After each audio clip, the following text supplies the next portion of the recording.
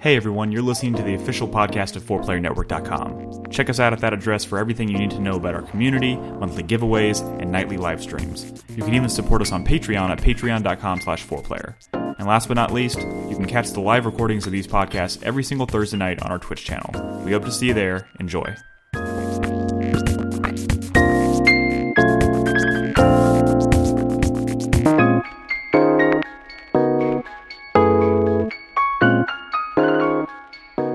Can we get started? Yes. Can everybody talk in their best cowboy accent for the entire show? Well, I reckon I can manage that just fine.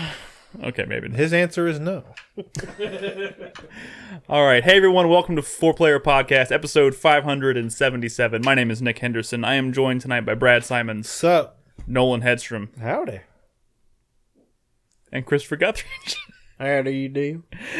And we are here, of course, as we always do, to talk about video games. It is the week after the release of Red Dead Redemption 2. So This is way off topic. But What? Oh my God. Do you think that when people listen to our podcast, they're hearing Texas accents? Yes. Oh, Oh God. my God. Well, I feel like it's been a very long time since we've even mentioned the sound fact like that we live in people from Texas. Texas. Brad, I'll tell you what. We're from the city, Nolan. We're from the city. I realize that, but I got cousins that sound way different than me. So do I. I have cousins that live 40 minutes outside of Houston, and when I talk to them, I'm like, God damn! Like, I'm glad I didn't grow up where you grew up. But I will say that there are Goddamn. euphemisms, there are sayings, there are turns of phrase, there are slight hicks. The way to I say our- hill, like for me, it's pin and pin.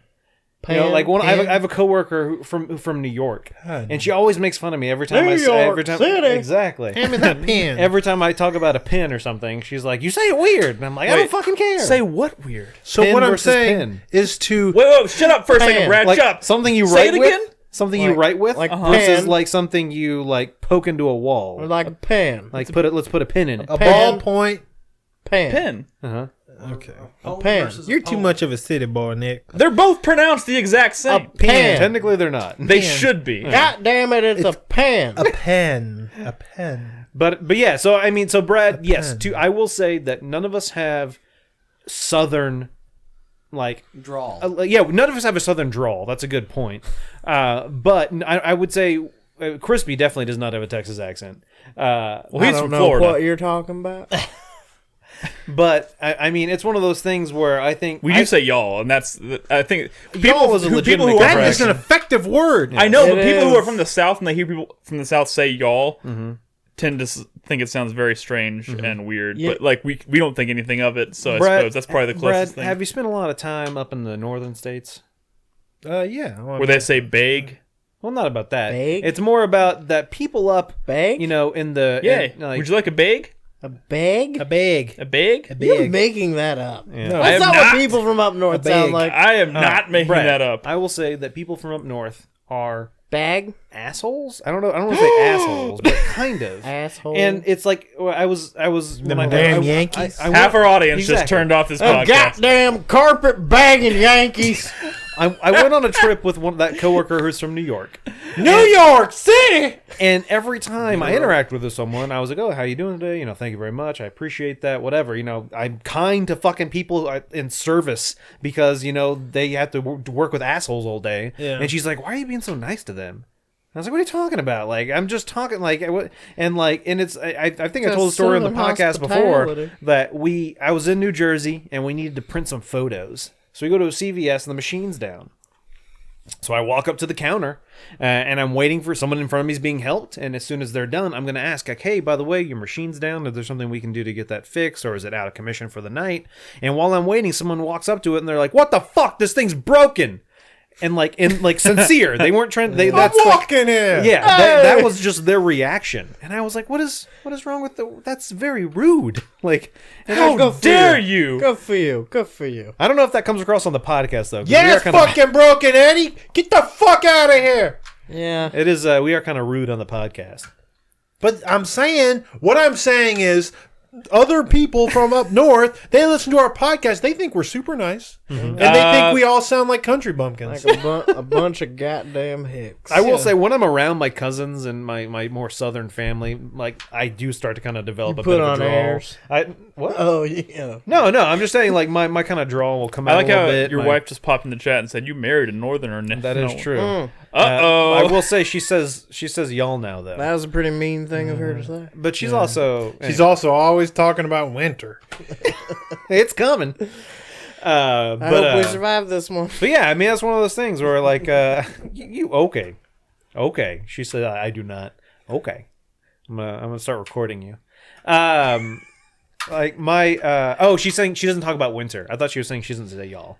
Anyway, my grandfather, very southern person, Tell us even about though your he fucking grandpappy. grew up in North Sons of the Dakota. Confederacy. It's weird, but like he would always say howdy, and like I'd call him or something, and he'd be like, "Oh, howdy!" Like Howdy, he fucking like just like hardcore, and that was kind of one of the things that I kind of picked up from him. I don't always say it, but sometimes I'll howdy. I've been playing so much Red Dead, and I was walking out of my office to go to the bathroom the other day, and I walked by, and these two guys walked by me, and we did that awkward like walk past each other in the tight hallway, And then the guy's like howdy, and I was like, And you went, mister. I almost did for a second. If I was wearing the hat, I most certainly would have done that. Hey, Real mister. quick on the Texas accent. You know how like some people are like, "Oh, this Big and bright. lady has a British accent that's so hot," or whatever, right? Yeah. I do know. I was watching some videos of like British people talking about accents they think are hot, and one of them very commonly was like a Texas lady accent.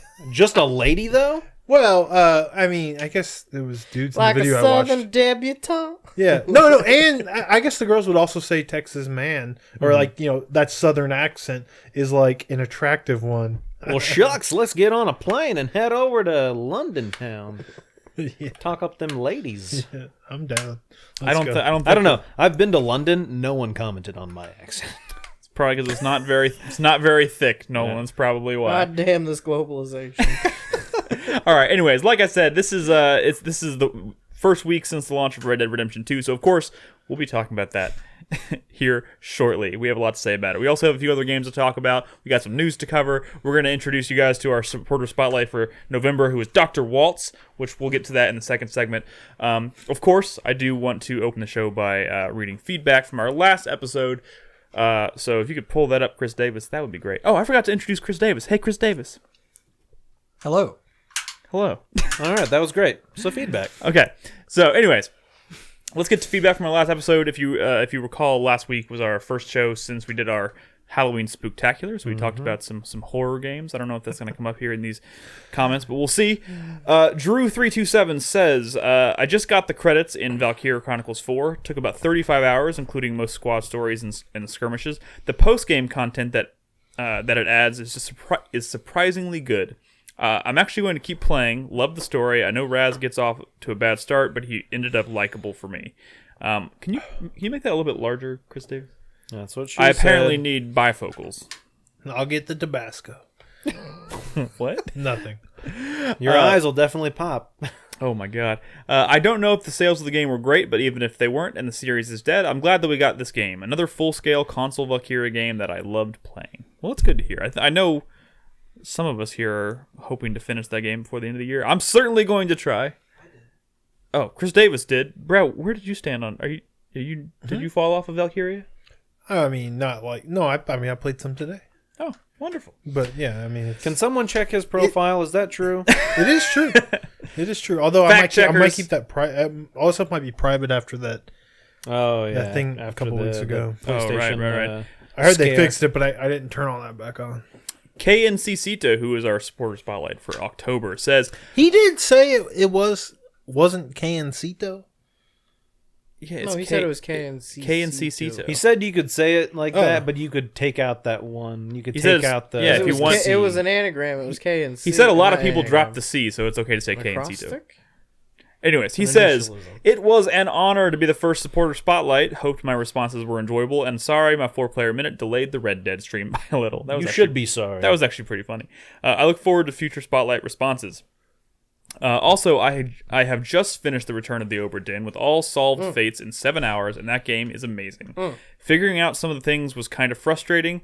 I misidentified some people, but I never found it overwhelming, but more addicting like it was mentioned on the podcast. It's really cool that there are very small hints that will help you identify people that you might not catch the first couple times you look at the scene, like personal belongings and clothes.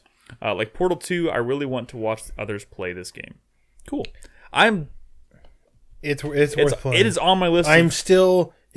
I've been able to play a few hours a week though. Mm-hmm. I've been playing with Malia. I've been trying to sell Robin on this. I'm not sure if it's gonna work. You just turn it on and have her sit with you, but it's definitely one that's good to play with another person next to you for sure. But also, I will say though, finish it in 7 hours. The part that I found frustrating that I guess it was last week that we talked about, like that continues to be an annoyance for me, where I was on like the very bottom deck of the ship, like behind some boxes. I found like some bones, and I started watching a scene.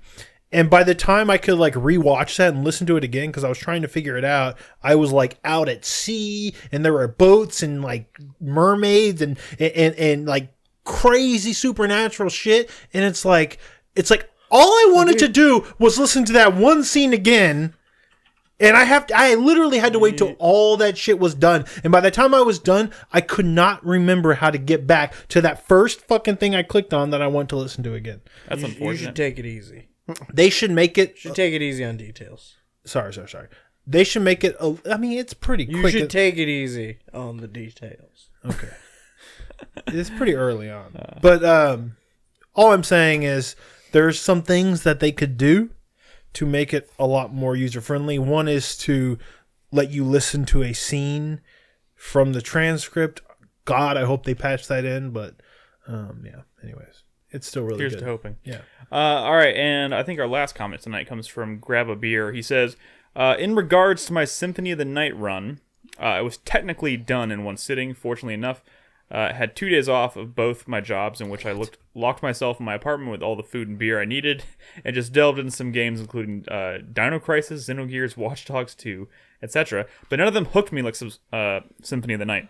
I had to look up a guide through the second castle because I felt going through it all again would have spoiled my experience because I was on such an intense gaming high. What? Sorry. He looked up a guide to get to the second castle, I think is what he's trying to say. Get to the castle. Okay. He says, I fought the final boss severely underleveled, but after 15 or so tries, I kicked his ass. I haven't felt such satisfaction since I beat Ninja Gaiden on the NES about a decade ago. Okay. The final boss was Dracula, right? That's my question for him. Well, I guess we'll have to wait till next week to hear his response to that, unless he happens to be in chat, which I don't think he is. He also says, unrelated, but playing Red Dead Redemption 2 now, despite being an amazing game so far, the pressing A to sprint and pelts falling off your horse are garbage mechanics. First of all, pressing A to sprint, I do agree, it gets annoying. You can toggle that. Yeah, you could toggle it to hold, right? Yes. No, you can toggle it to on-off. There's a lot of accessibility. You can toggle it so when you press X or A when you're running, and you just let go, and he'll just keep running until you stop running. That's good to know, because now, I need to do that. If you do the tap, he'll run faster. Yeah. So if you're trying to go full speed or something, then yeah. Does it work on horses too? Because that is the most annoying, because you have to spur the horse. Yeah. To get it to but run you faster. don't have to You kind of do, otherwise he slows down pretty. I mean, it was the same way in Red Dead. It was the same way in Red Dead 1. But the thing about the pelts falling off the horse, I've never had that. I mean, happen. if you're actively racing somebody, maybe you're spurring a lot, but you don't have to be constantly going at full tilt. Nick, there's been a couple of times where I've my horse is tripped. Pelts will fall off. Like when you go flying through the air and your horse... You don't necessarily have to go flying, but there's certain things can knock I eat pelts shit off. in this footage that I got tonight once. Nice. So, and the horse pretty much flipped over on its back, so I could see that happening. The trick with spurring the horse, as Crispy was trying to say, is you wait till you get down to 1 carrot, and then you let the carrots recharge before you start spurring again. Oh, thank you. Thank you, Red. Yeah. All right. Also, if you're tapping like crazy, you're doing it too much. You're supposed to tap with the horse. I know, you're supposed to do it in sync with his... the ball sway. Yeah. Yeah. Anyways, we're going to talk more about Red Dead Redemption 2 shortly, but did we decide we were going to start with the other things? Yes, start with Brad's. Brad, why don't you kick things off tonight? Oh, okay. with. I've been playing a really cool game. Oh, what'd you get? Red Dead Redemption 2? No. I've been playing. I believe it's called Witcher Tales Thronebreaker. That's You're what welcome. I put on the overlay. Thanks, Nolan.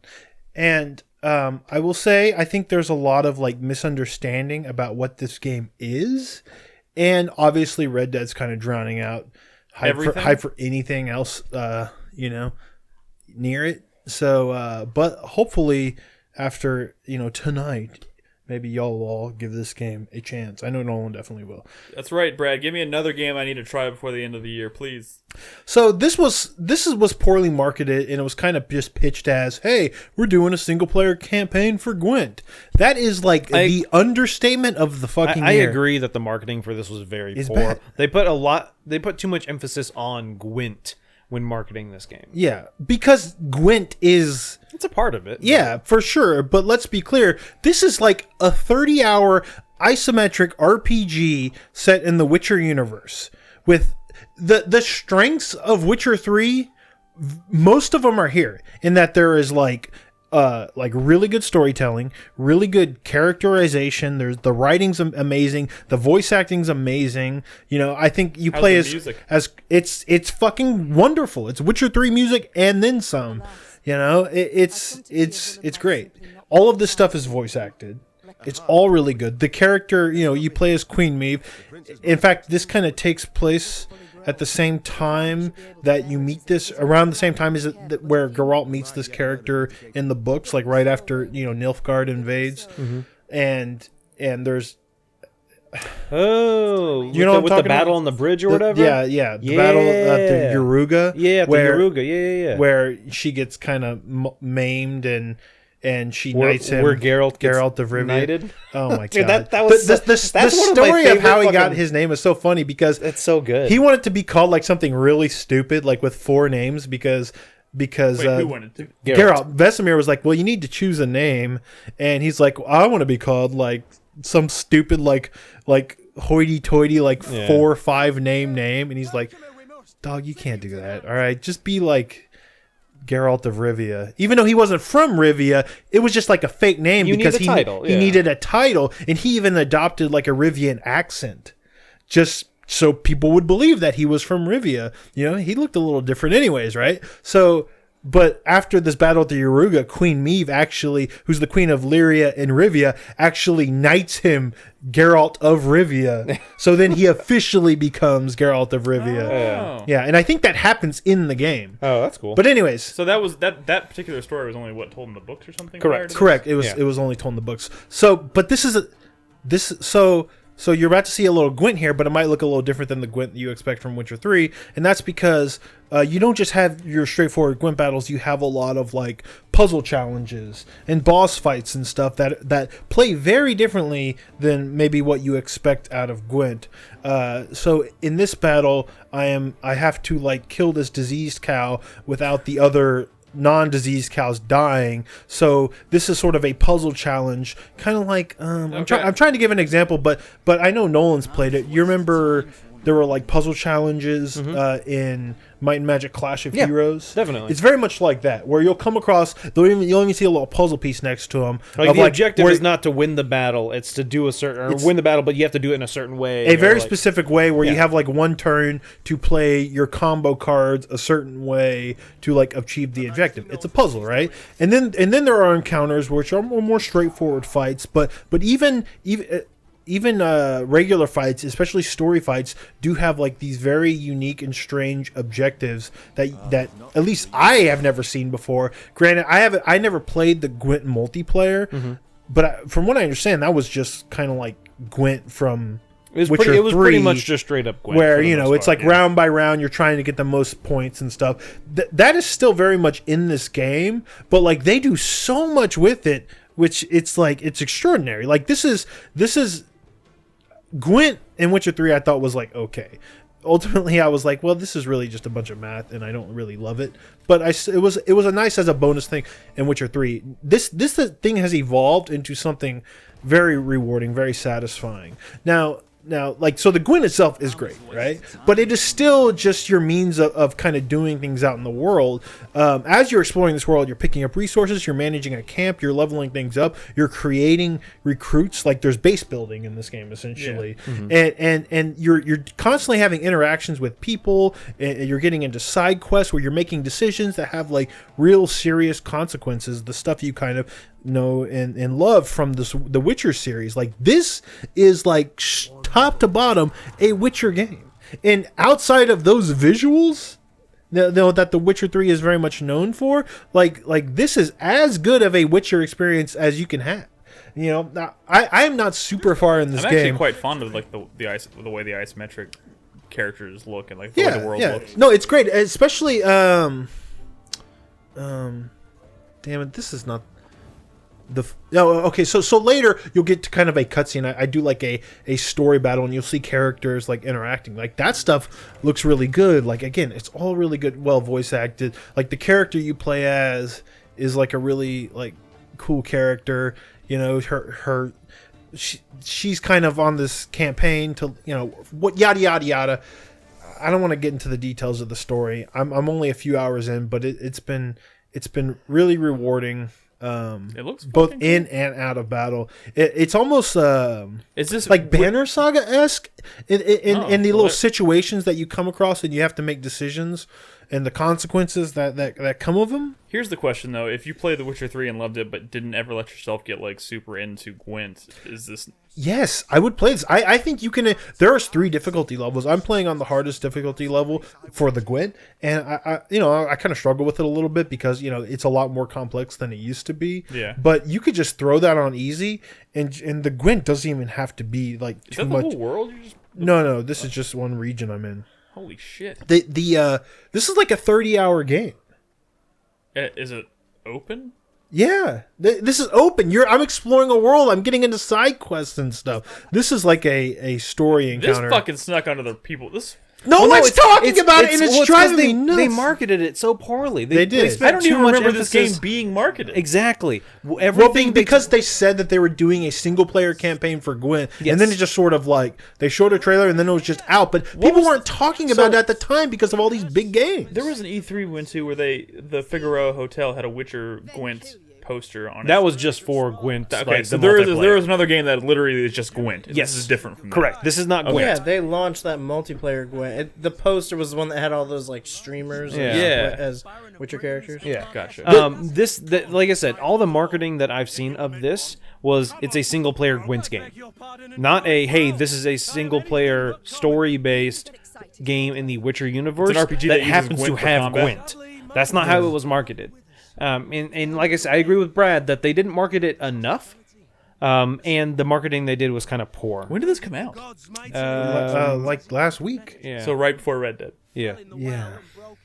But Red Dead's not on PC, man. So like, this is kind of a story battle where I meet this kind of like thief, or this slippery character, right? And the mechanics of this character kind of play into the battle where his card is on my side, and he's constantly moving around, and there's this optional condition on his card where if he gets surrounded by your cards and your power levels kind of overpower him, then he takes damage every turn. But he's constantly moving around, so I'm placing my cards and stuff in such a way and trying to boost their power level so I can meet that condition to try to damage him and win the battle that way, because, you know, I think maybe I'd like get that card or something if I defeat him. So one thing I'm noticing on the actual cards when they're laid out during a game of Gwent, or is it? Oh, this is just a choose your card. Yeah, I'm. It's a draw. Some of them phase. look like they're animated, and some of them don't. Is that No, they're all animated. Yeah, they all it's move? just and so, some are more special than others, but if you'll see in a second, I'll kind of like. It's not just like when you get a rare version or a foil version of that card. I think some animate more than others. Like, this is that boss card down at the bottom next to my like artifact or whatever, or the equivalent of an artifact. Some definitely do more. And it's voiced too. Like there's. I don't think people understand like the level of production that this game is. Who made this? CD Projekt Red. Yeah, that's fucking bizarre. Well, Nick, first of all, It's they got to do something with like Witcher RPG. they got to do something with the billions of dollars they got. Yeah. I'll say this: Gwent combat, at least the quality that it is here in this game, is like, to me, far more interesting than Witcher 3 combat. Sure, it doesn't look like Witcher 3, but like, if you're a fan of Witcher in this world, like, you are fucking crazy to ignore this game. And I people need to know. I'm telling you now. Scream it from the rooftops, Brad. People need to fucking know. The only reason I'm not playing it, I know, is because of it's Red the Dead. same reason everyone else is not playing it. Well, that, and I think people are misinformed. Probably. People are misinformed. That's a big Red problem. Dead is the reason people are like not And people are bathing misinformed. or eating. Yeah. I've been other trying. things. The thing is, I've So. been like showing trailers for this, at the beginning of my streams the past few weeks, and I'm like, guys, do y'all see this shit? This is dope. This is sick. Why aren't people talking about this? And no one was really answering me. And then Red Dead came out, and then definitely no one was answering me. You know what I mean? And all I'm saying is, don't let this slip under your radar because it's very fucking So cool. this is called Witcher Tales Thronebreaker? Witcher Tales is sort of like the series. the new kind of subtitle or the pre-title Format? I wonder if the it's new moniker that they're giving, like they created for it. It's Witcher Tales : Thronebreaker. So there might be more of Yeah, There this. might be that more kind of Witcher Tales That games. implies they're going to probably try and do some more with Probably. that license outside of the main. Oh, Witcher 100%. games, like which is I'm cool. telling you, I'll say this: there is a story trailer that they released, last week, like right before the release of this. Watch that, and you'll be like, okay, I'm ready to get back into this world. Is there It's some cool. kind of... Is there like a tie-in with the competitive? Well, actually, yeah, I've done some. I have Like, found are a they couple of. releasing new sets and stuff? I have found a couple of things exploring the world, kind of nooks and crannies that did unlock. Sorry, that did unlock multiplayer cards, which you get the multiplayer. I think when you buy this, because it says there's a multiplayer thing on the main menu. Yeah. I've never clicked it because I'm not really interested in that. But this is like wonderful. It's wonderful. Yeah, I mean, well, when they first started talking about this, I was thinking about like Hearthstone, like what they did with their Yeah. single player content, which is fun. This like this seems the like single the player new stuff is standard. good, but that's just like challenge ladders. Like they just have like puzzle ladders and like build a deck, and they added artifacts. This seems the standard. There's nothing The new like standard this. of turning a card-based game into a single-player Single-player RPG, adventure. and it's fucking wonderful. Like it, absolutely. If you enjoy card games, get this. Because it's a lot more sophisticated now. There's a lot more interactions directly between like card to card. That like back in Witcher 3, it all seemed very kind of like indirect. it was You're add just and it's just subtract. adding and subtracting ways to get your number higher. It is It was a little more complicated than sure, that, but Brad. it's a lot more involved I now. know. It's a lot more involved now. So yeah, I highly recommend this game. I wish I was further, but it's a PC game, and that's been a struggle for me this year. This looks cool, but I know it last doesn't. week you got me into excited about trying Return of the Obra Dinn. Now you got kind of interested in playing this. What that's what this. Well, It's the been a idea good is year. You should have finished the Obra Dinn by today. Well, hey, I ain't touching Listen, buddy. anything outside of Red Dead. I get to play 3 hours of that a week, and Finish I'm the happy to play it the way Obra I'm playing it. That's not necessarily true. I've been playing. We're gonna come back Resident next week, and I'll have played more of this than you. Challenge. Nick, you'll also have slept Did- like does 20 he- more hours than It's Crispy. on GOG. Yeah. He's got a GOG version. Anyway, Yeah. Are we talking about your game? Are we doing Red Dead last? Is my question. Or are we doing Red Dead?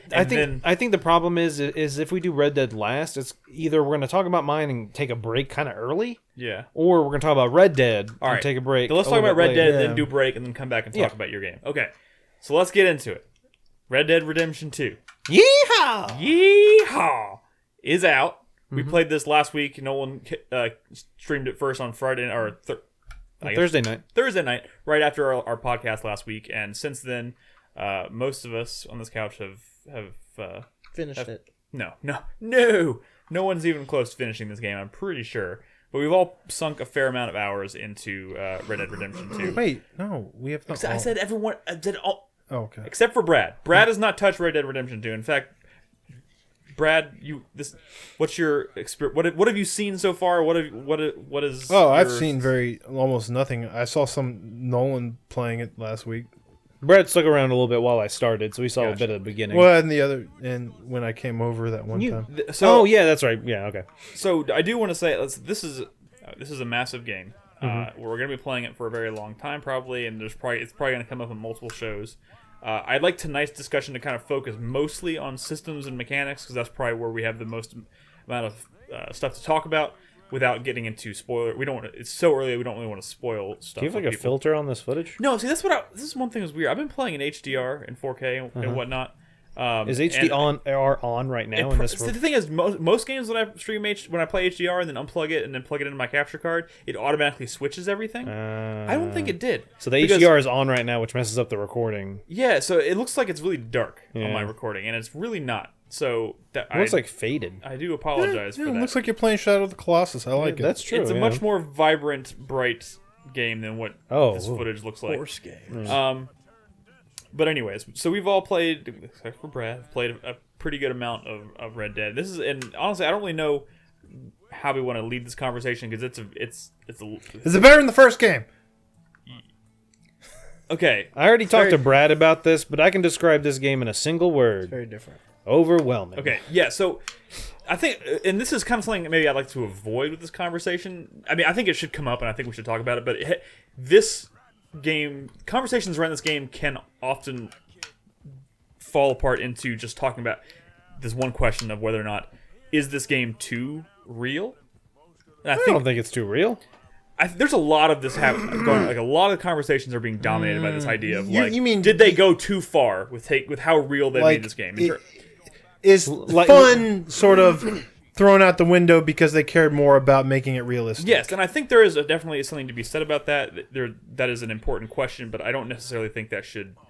We can talk about a couple of those things that I think people are upset about. One of them being the horse mechanics. I'm not upset by that. In the first game, if your horse died, whatever, like, wait a minute, you whistle, it shows up. Yeah. If you're in the middle of nowhere, you whistle, your horse shows up. In this, if you're in the middle of nowhere, you whistle, your horse can't hear you because it's too far away. Yeah, you have to actually like Zelda. There is a zone. Yes. If you go out, if you're a little bit too far away from the horse and you whistle, it tells you have to get closer to your horse. It can't be as bad as Zelda, though. It was trash in Zelda. Well, yeah. Well, I mean, I guess so. Standing on a rock. Wait, you mean Breath of the Wild? Yeah, Breath of the Wild, where your horse was never around. But I think you could still summon your horse in Breath of the Wild. And you had to go to a horse ranch. Oh, you had to go to the ranch. Yeah, but I think hold it's on. better First of all, in I will this, say, Brad, that in that, it was a lot easier to fast travel. In this, you can't fast travel. Yeah. So if you're nowhere near your horse, you can eventually.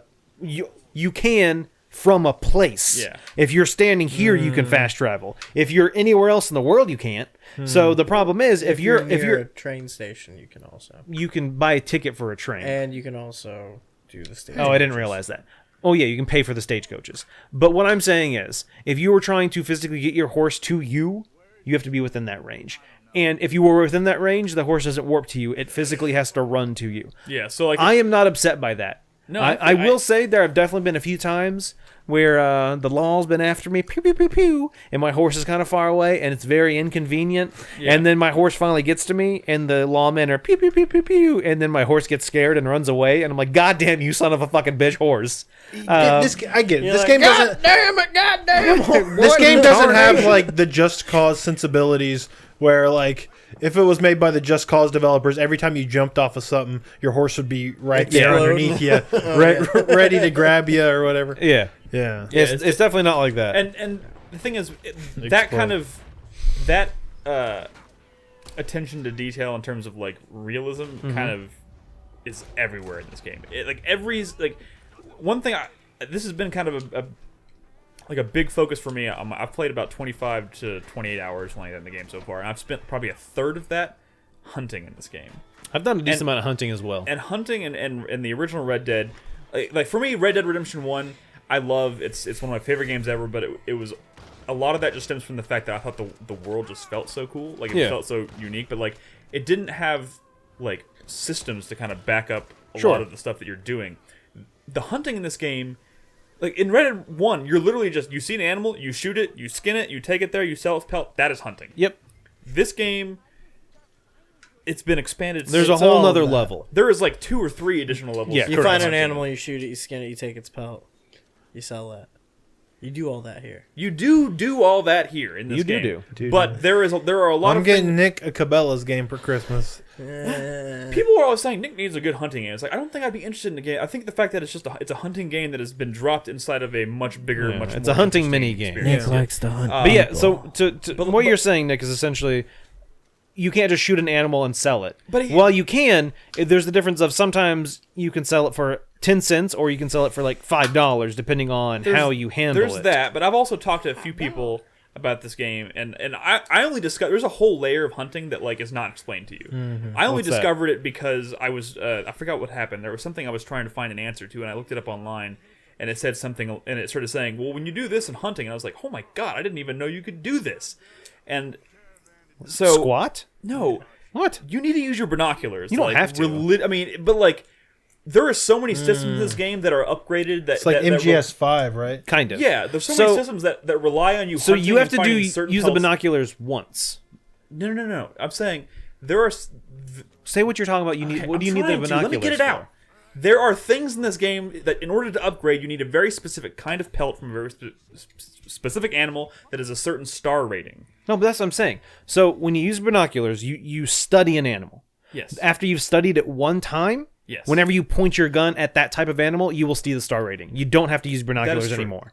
That is true. That's what I'm saying. You just have to study it one Yes. time. And technically, you can That's study cool. it without the binoculars, but you have to be really close to it. But there's also a lot of like much smaller animals that are a lot harder to like kill and track and find. Mm-hmm. So that you have the tracking layer on top of that as well. So like if you see an animal and it runs away from you and you lose it, you can use like the Deadeye system. You can like push down on the thumbsticks, and when you're not aiming your gun, it triggers like a tracking mode. It's where Witcher sense. Yeah, where is you can pretty see much what the it is. tracks that they've made, and you can look at each track, and it'll identify for you whether this is the level 3 animal that you just saw, a level 2 animal, Correct. and then you can follow it throughout the world until you can find it and then hunt down and kill it. Yeah. There's also a whole other layer in terms of like A depending whole on, nother is not depending proper. on depending on the kind of animal it is, the size, you need to use the right kind of ammunition, the right kind of gun. Yes. If you go after like a rabbit with a rifle, and it's a 3-star animal, and you shoot it with a rifle, it goes down to 2 stars because you've damaged Makes it. Ooh, sometimes they'll go all the way down to 1. Yeah. Is like a bow and arrow always like a preferred method? No, because Not like, always. There's a critter rifle. there's the varmint rifle, but there's Varmint if rifle. you shoot a squirrel with that, it'll damage the pelt. Pop its head Blow- off. You have, blows it there are up. different types of ammo in this game. You have to craft small game arrows if you're shooting like squirrels. You have to be really delicate with the pelt. Sometimes you just have to convince the animal to kill itself by Yeah. suicide by taking a bunch of sleeping pills to preserve the pelt. You know what the easiest way is for not those small ones?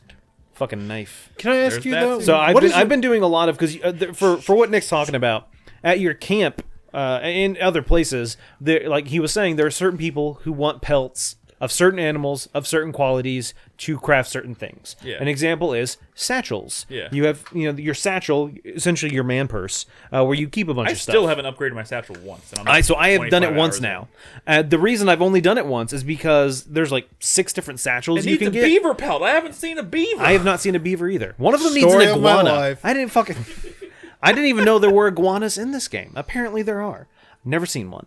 But you have to have, and all of them need a deer. Each one pretty much needs a deer of level 3 quality. And I was having a lot of trouble getting that until I started tracking them, like chasing them down on horses, lassoing them, getting up close to them, and just slowly sliding the I knife never into even their thought throat. about lassoing a deer. Yes, it is so much easier to do you that to lasso an... a squirrel? No, unfortunately you cannot.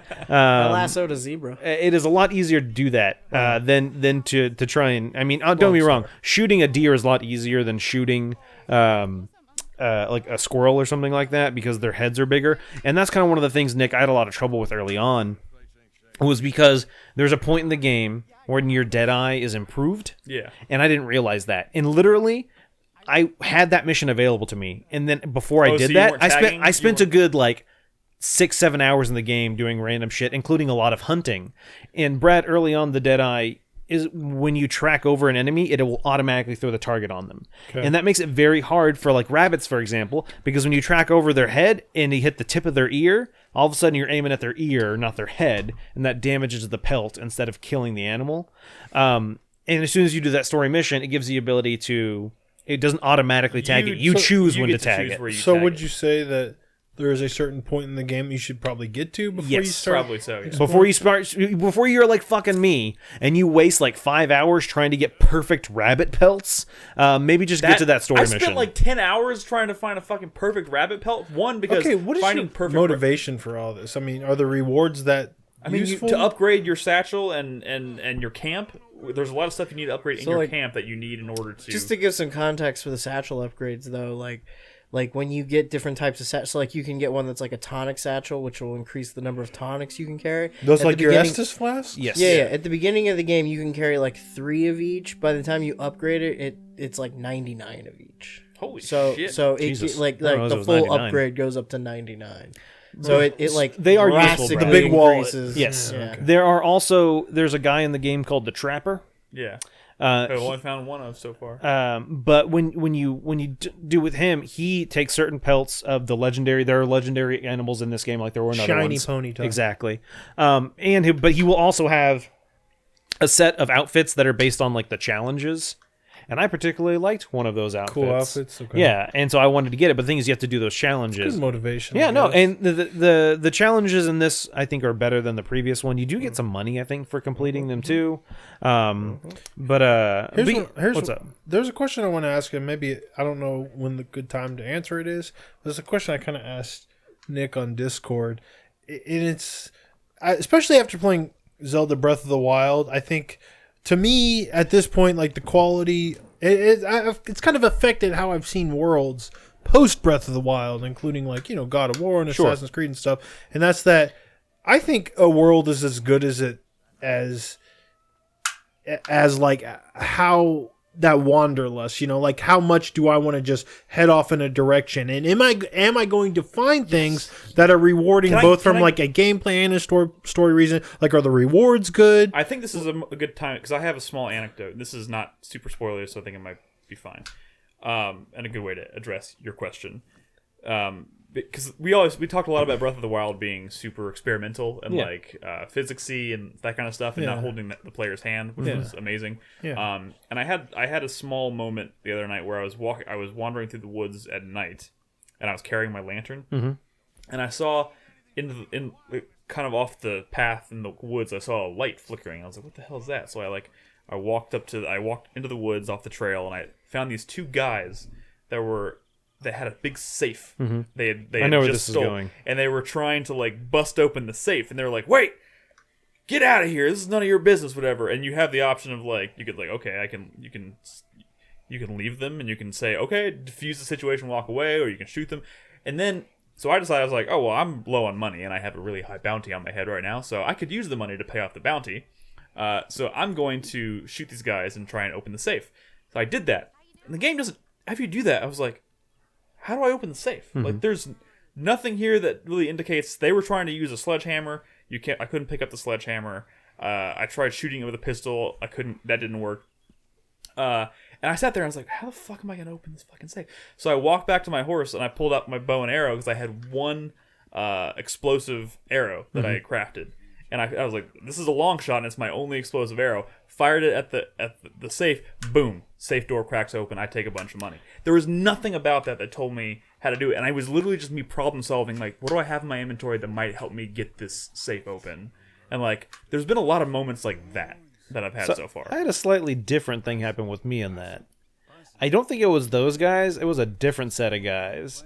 And they weren't trying to hit it open with a hammer. They were trying to blow it open. Oh, see, mine specifically had a sledgehammer, and they were trying to, like... And they were like, get out of here. So I left. And I was so like, you tied it to the back of your horse, you drove it to the lake, Yes. and you waited till it rusted a bunch. So I was gonna wait for them to open it, and then run up and bang, bang, bang, bang, bang, kill them. Yeah. And then take the money. They never opened it? No, they blew themselves up. The dynamite goes off and their bodies go flying. And I'm like, oh, sweet. So I just stroll up, take the money, loot the guys. Oh, but it and did then open leave. the safe. Yeah. Oh, fantastic. Dude, those little, there's a lot of those moments in this game, just random encounters. So- and I hold on, let me talk can I about ask one about real the- quick, Brad, that I want to make sure that doesn't happen to anyone else, anyone in chat who's listening or listen to the podcast. You might find a guy who needs your help. You help him out, right? He's like, oh, help me, I'm dying, give me a potion. You give him a potion. Yeah. Or something else. I think there's another way we can help him. And then hardtack. later on, he shows up in Valentine, one of the little towns you go to, and he's sitting on the porch of the gun shop. He's like, "Hey, man, thanks for helping me out. I know the owner. Go talk to him. He'll give you a free gun." And I was like, "Oh, sweet." But the gun shop was closed. So I waited for it to open, and the owner never showed up. So I left town, came back later, owner's there. I didn't get my free gun. So make sure if you're in Valentine and you see a guy trying to talk to you from the porch, don't go near him if the gun shop is not open. I don't want people to miss out on a free gun. Which is basically only after dark. Yeah. So what can was I your ask, question? like, how good is the economy in this game? Because I feel like if rewards are going to be good, then there has to be a good economy.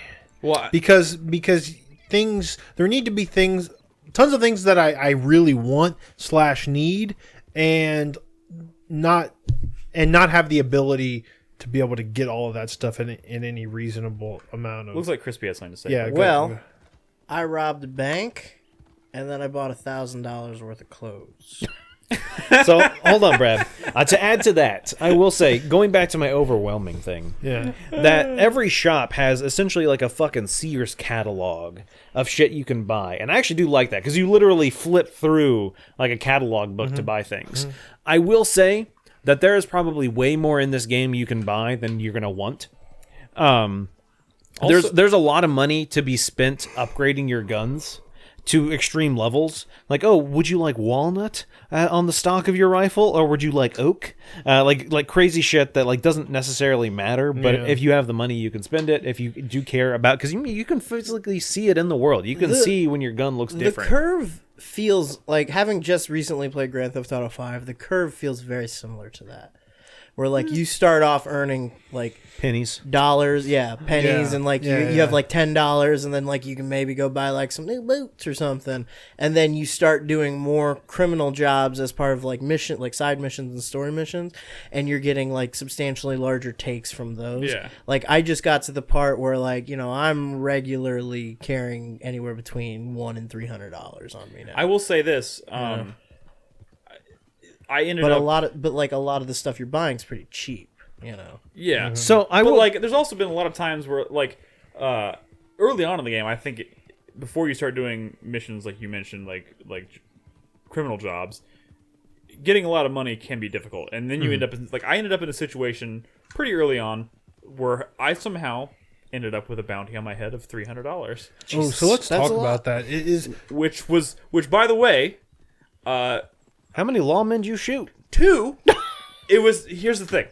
So it turns out I actually picked up the guide for this the other day because it had a nice collector article. Sure. The first thing I found out in that thing, lawmen only typically raise your wanted level by $20 Yeah. a piece ahead. Yeah. I killed 2, but I intercepted a prison transport and I released the prisoner why the fuck did you do that? because the woman was they like, were I'm like, innocent. "No, I don't know Because I'm it was a pretty lady, and I'm an Nick's a outlaw." sucker. It was a pretty lady. It was a pretty lady, okay? Dumbass. And Nick's a But here's the goddamn thing, sucker. and Nolan. Thinking with his pecker again. How much of a But liability here's is a the big problem. bounty? Nolan mentioned this the other day, and this is also a problem because, first of all, there's so much to do, like on the controller. There's so many Oh, God, inputs, so many. yes. So like, I heard it's a little bit of a disaster. not really disaster, but like There's a learning curve. there is a learning curve. You can greet and have dialogue options I with hate this anybody by holding L2. Which can lead to some cool stuff. You can diffuse situations, you can greet them, you can threaten them, you can antagonize them, all this stuff. But that means you do that with L2. You also with R2 or in some situations you have to hit L2 to pull your gun. Right? You have to be looking. So, Brad, your gun has a status of either in your holster or in your hand. Yeah. If you press L1, you can switch that status.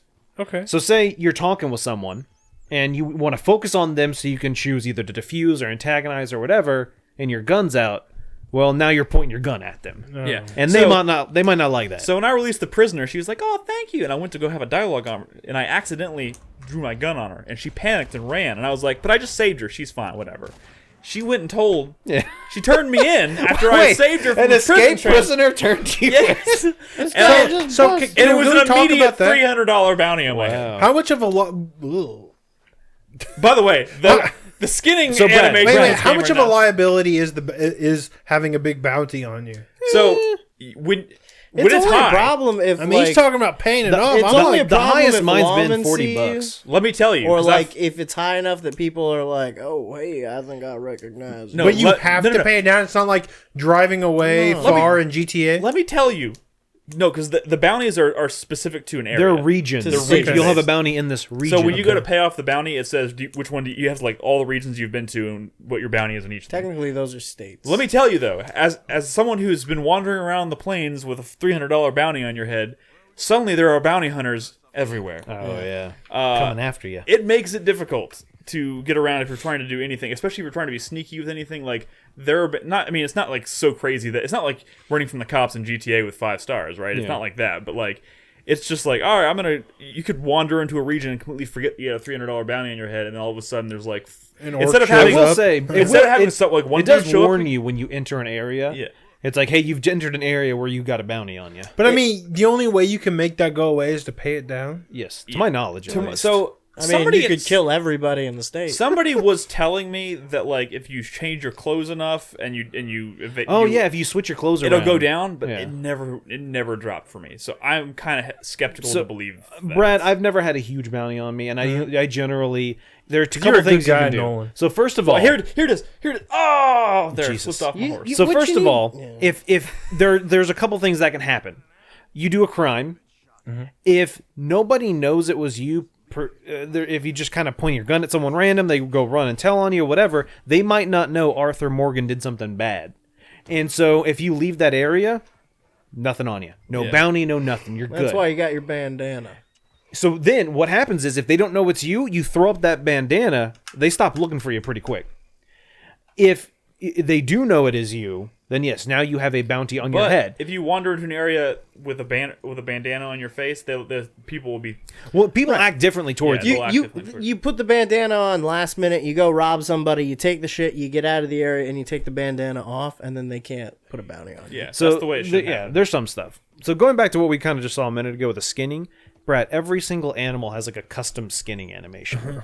It's it's pretty fucked fucking up. intense. You mean every single animal type? Yeah. No.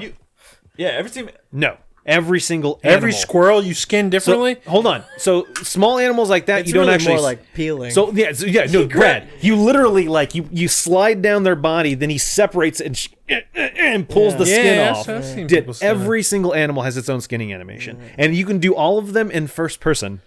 dude, but like I when haven't you can, tried that. You when can you skin get a- like big Skinning animals, a fucking buffalo in first Yeah. person is intense. But like when you're skinning these big animals, it's not just like going into your inventory. It's like a big item that you have to like carry around and Yeah. like, put on your horse. So that was There the should other be thing. an accessibility option to let you skip that stuff. See, There's no, not, unfortunately. there should be for if you don't want to like, personally like one reason I love this game is because it is so focused on like insisting on the player like living the life of a cowboy like you skin a buffalo and you throw that huge pelt over your shoulder, then you have to throw it onto the back of your horse, and you can't really carry anything else like any other large. Correct. Like if you kill a deer and you want more than just the pelt off its back and like some meat items to like, cook at your campfire, like if you want to take it back to your camp so you can contribute to your camp and like the well-being of the people at your camp, you have to throw it on the back of your horse and Correct. take it back to camp with you. You At wanna- that point you can't grab it, you can't kill another you deer. can carry 3 things.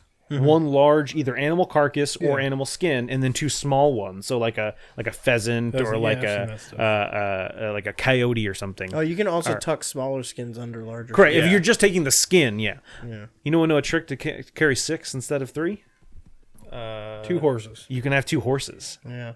You can have a second horse. Lead one behind you. Yeah, and you just whistle and he'll follow you. And so there's been times Instead of where I workhorse. fucking have like a fucking wolf on one horse and a deer on the other, and I got a fucking snakeskin on this That's one. the way they used to do it. Okay, a couple more questions. What's up? For me, and then y'all can talk about the story or whatever. How's like, there's like storms and stuff in this Yeah. game? That shit Dude, pretty a fucking dope. bad one blew in when I was playing the other day. You can like see the fucking clouds rolling in and just fucking the winds blowing and shit. Dude, some of the weather effects and like just like the times of day look fucking. Oh, can he swim? Yes, you can swim. And Oh, horses thank can fuck. swim. Well, and they can get swept away. Yeah. But horses can swim. Yes, you can actually Okay. swim. I didn't. Thank So fuck. when There's when boats and Brad fishing. had asked me originally, I had never been in deep enough water. But now that I have, yes, you can swim. Okay, so I want to ask something about. You can, Brad, if you're dirty, just swim around a bit, and you'll get Really? cleaned And off. the horse. Yeah. And Yeah. the horse, too. Nice. Yeah. Like, Can you go skinny dipping? Save you 25 cents on a bath. That'd be nice. Cowboys skinny dipping. I feel like that's a thing. 75 Get cents if them you get a britches deluxe off. bath. Okay, so I want to ask y'all something. So That's probably loud. On I know, I'm sorry. when I think of like Call of Duty, like post-modern warfare, right? You think of like Call of Duty 4, you're like, oh, well, they had this big moment, the nukes dropped, like what is the next Call of Duty gonna do? They have to one up it, they have to one up this story moment. And Modern Warfare 2 comes out, you got no Russian, and it's like, oh, what crazy thing is this next Call of Duty gonna do to one up that moment? Now, when I think of Red Dead Redemption 1, everyone talks about this fucking moment where you go into Mexico and the song starts playing. Has there been a moment in this game that tries to one up that moment okay, yet? first of all, And is it eye rolly? I have. Well, first of all, it depends on how you feel about the. I that know. first game. No, I think it's fine. Just the way people talk about it, it's like fellatio. Having played about 25, Chris Davis will say something in a second. Having Move played about that, I can't see 25 chat. out, having played about 25 hours of the game so far, I have barely scratched the surface of the story. I am on I entered chapter 3 in this footage, which is what I recorded last night. And Brad, That is I'm very like early. I'm 30 hours in. I've been doing a lot more side stuff than Nick. My game says I'm 20% done with Mine the thinks story, not the actual Oh. entire game. There's two different like percentage meters, a completion meter, and then a story completion meter. Yeah. I'm 20% done with the game. see, mine is kind of backwards. Like, What's up, my Chris? story completion is very low. My total completion is like 30 something. To Brad's point about like those pivotal moments that like everybody talks about, there are those missions, and they tend to happen around the chapter breaks. Okay. Yeah. Okay. As long as it's not a song again. Well, there is definitely. I can already tell you there are gonna be moments like that because some there's a good lot music. of talk about the soundtrack. There's some about good music. About No. but there's talks about like Brad artists don't that like good recorded- music in his Vitchy games. There's talk about specific artists who recorded vocal tracks So for this game. just kind of look. Let's talk about some more stuff. Just getting some little shit out there. I love that every fucking piece of paper in this game you can just read it. Yeah. You don't have to like. Thank you God, can just I love you can that. I zoom love into it. that. You can read it up and down. You can flip it over, look at the back. But there's a couple of things I And want to the talk treasure about maps. that treasure maps that are frustrating for me. So one thing is, and it's not a frustration, but plants are a little bit harder to spot in this game than they were because this game is more realistic. So even fucking animals, if they're hiding in some bushes, you don't see it's them. not easy to tell the difference they between a want plant you- you can pick and a plant you Exactly. They want you to do that fucking... The Witcher vision or whatever. Yeah, Yeah. But Witcher anyway, vision. detective mode, whatever you want to call it. But what I will say Eagle eye. is if you walk up to a plant and you have as max amount of it in your inventory, you can just pick it up and eat it. Some Indian tobacco, eat it, your dead eye comes back up. Great, right? Yeah. If you walk up to a bottle of Kentucky bourbon and your inventory's full, you can't pick it up and drink it. I have to go into my inventory, drink a Kentucky bourbon, and then pick up the one on the table. And that is extremely frustrating for me. Like, I do not understand why they did that. Like, multiple times, there's been maybe something on a table, and there's two things there. And one of them my inventory's full on, and the other one I know it's not.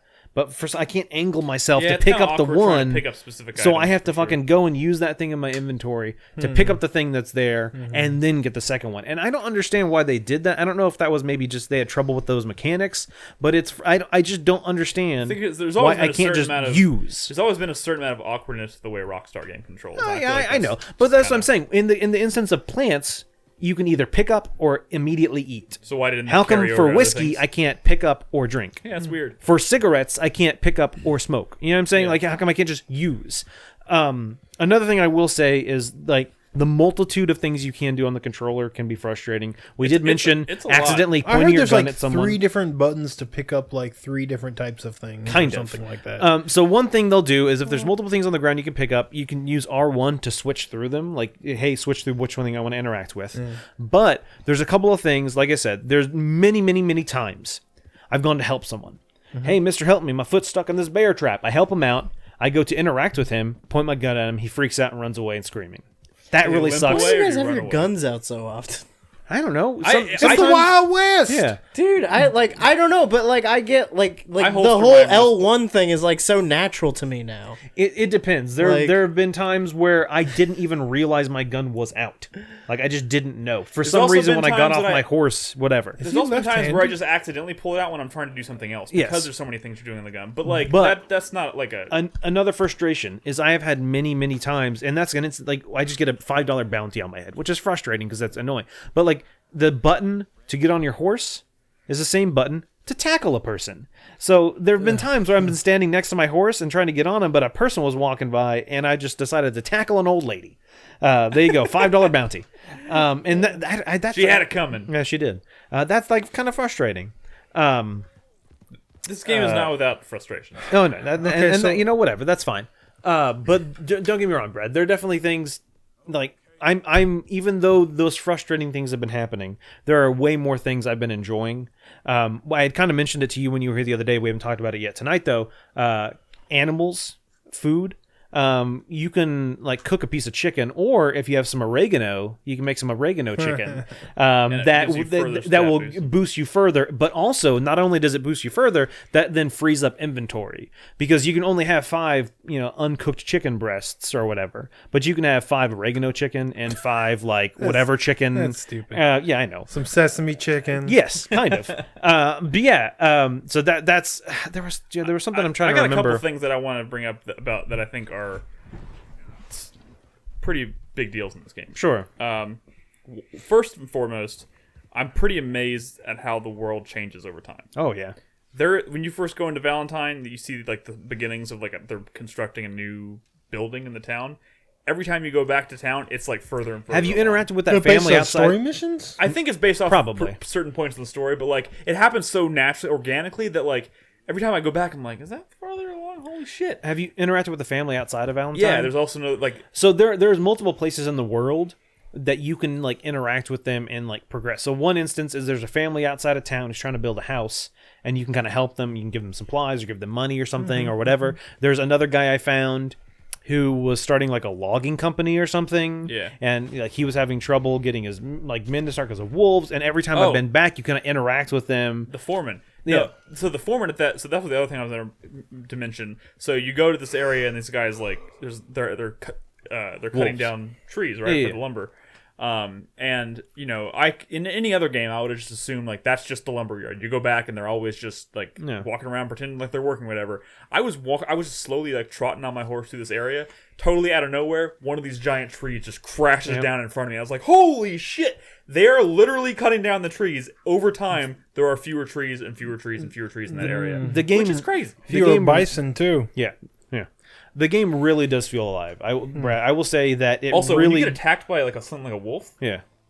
it's so scary. Like it is fucking scary. Nick, like you haven't been. What's it like? You haven't been to Saint Denis, have you? It's not like Dragon's Dogma wolves. no, it is Not, not. it's not that bad. They're just like No, they're super, cool. super aggressive. They are and, very like, aggressive. very loud, and like I took a screenshot and tweeted it the other day. I'll show you later if you didn't see it. But like, by the time I took this wolf down, I was just like ripped to shreds. Like there was scratches and blood all over my body, and I was like, oh my god! I almost didn't make some it of out that is alive. cool. Like when if you have a dead animal and you sling it over your shoulder, if you leave it there too long, you'll be covered in blood.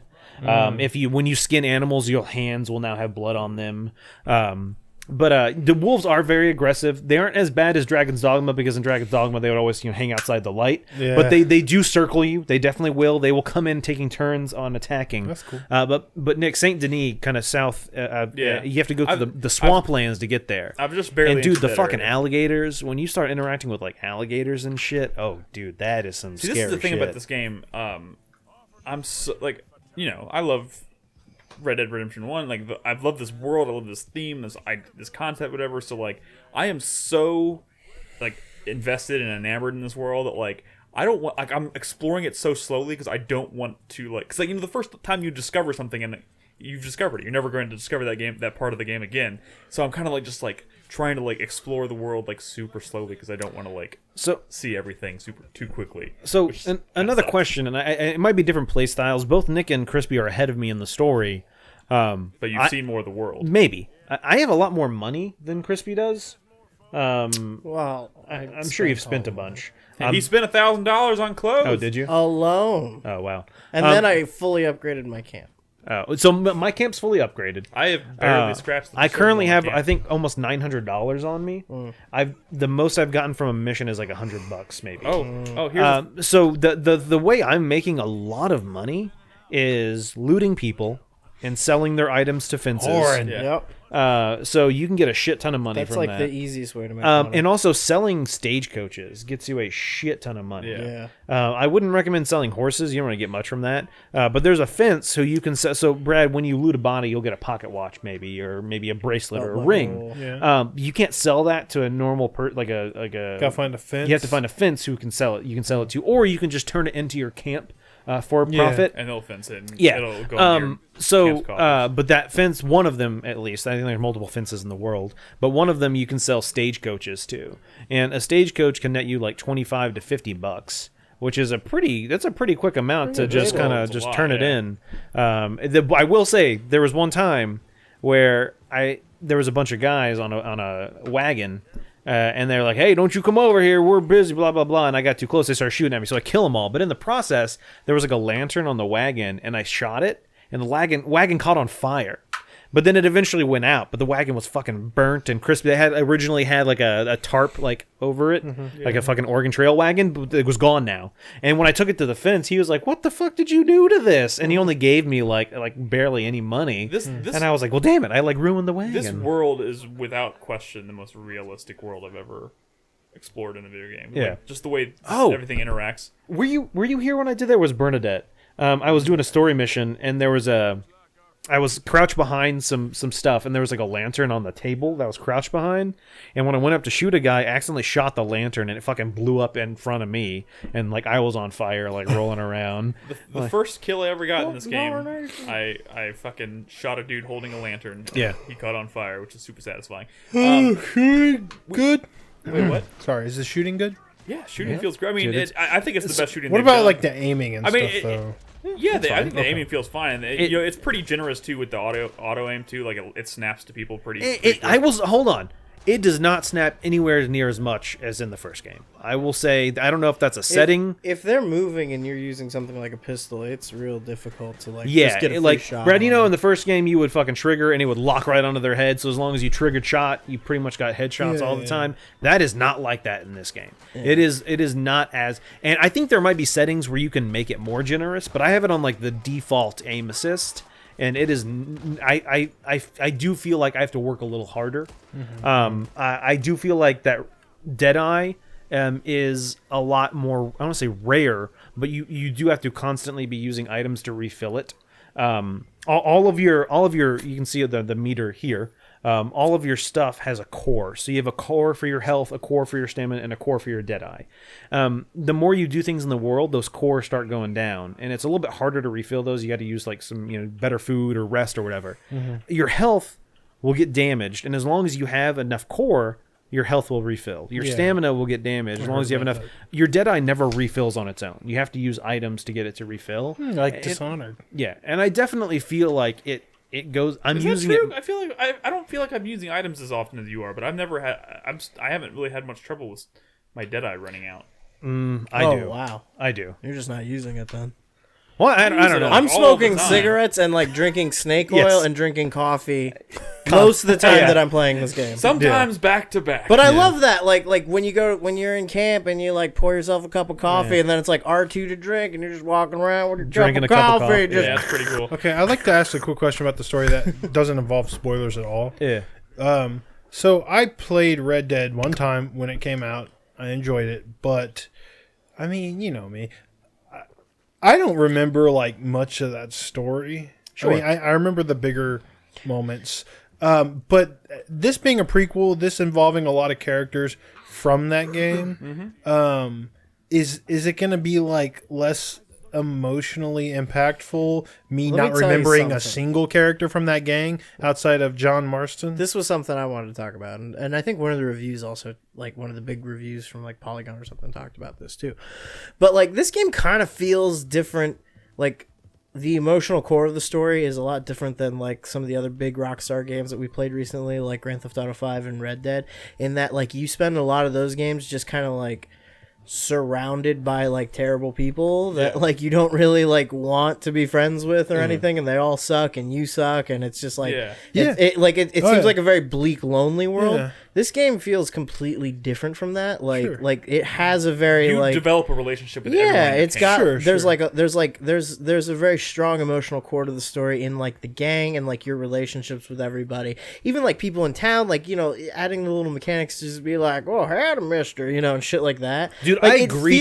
It feels like a warmer everyone. game. Oh, no, yeah. It feels like a warmer game, which I feel like has upped the emotional value of this story. Like, the only thing I really love about the first Red Dead anymore is John Marston. Like, everybody else is kind of just like, what the fuck, you know? Yeah. But like this game, I care about Arthur. I care about Dutch. I care about like fucking like Mary Beth and Hosea and John and like everybody, and they've all got their own little stories. So like it's more fun to me to like go do side missions in this one than it was in the other ones, because.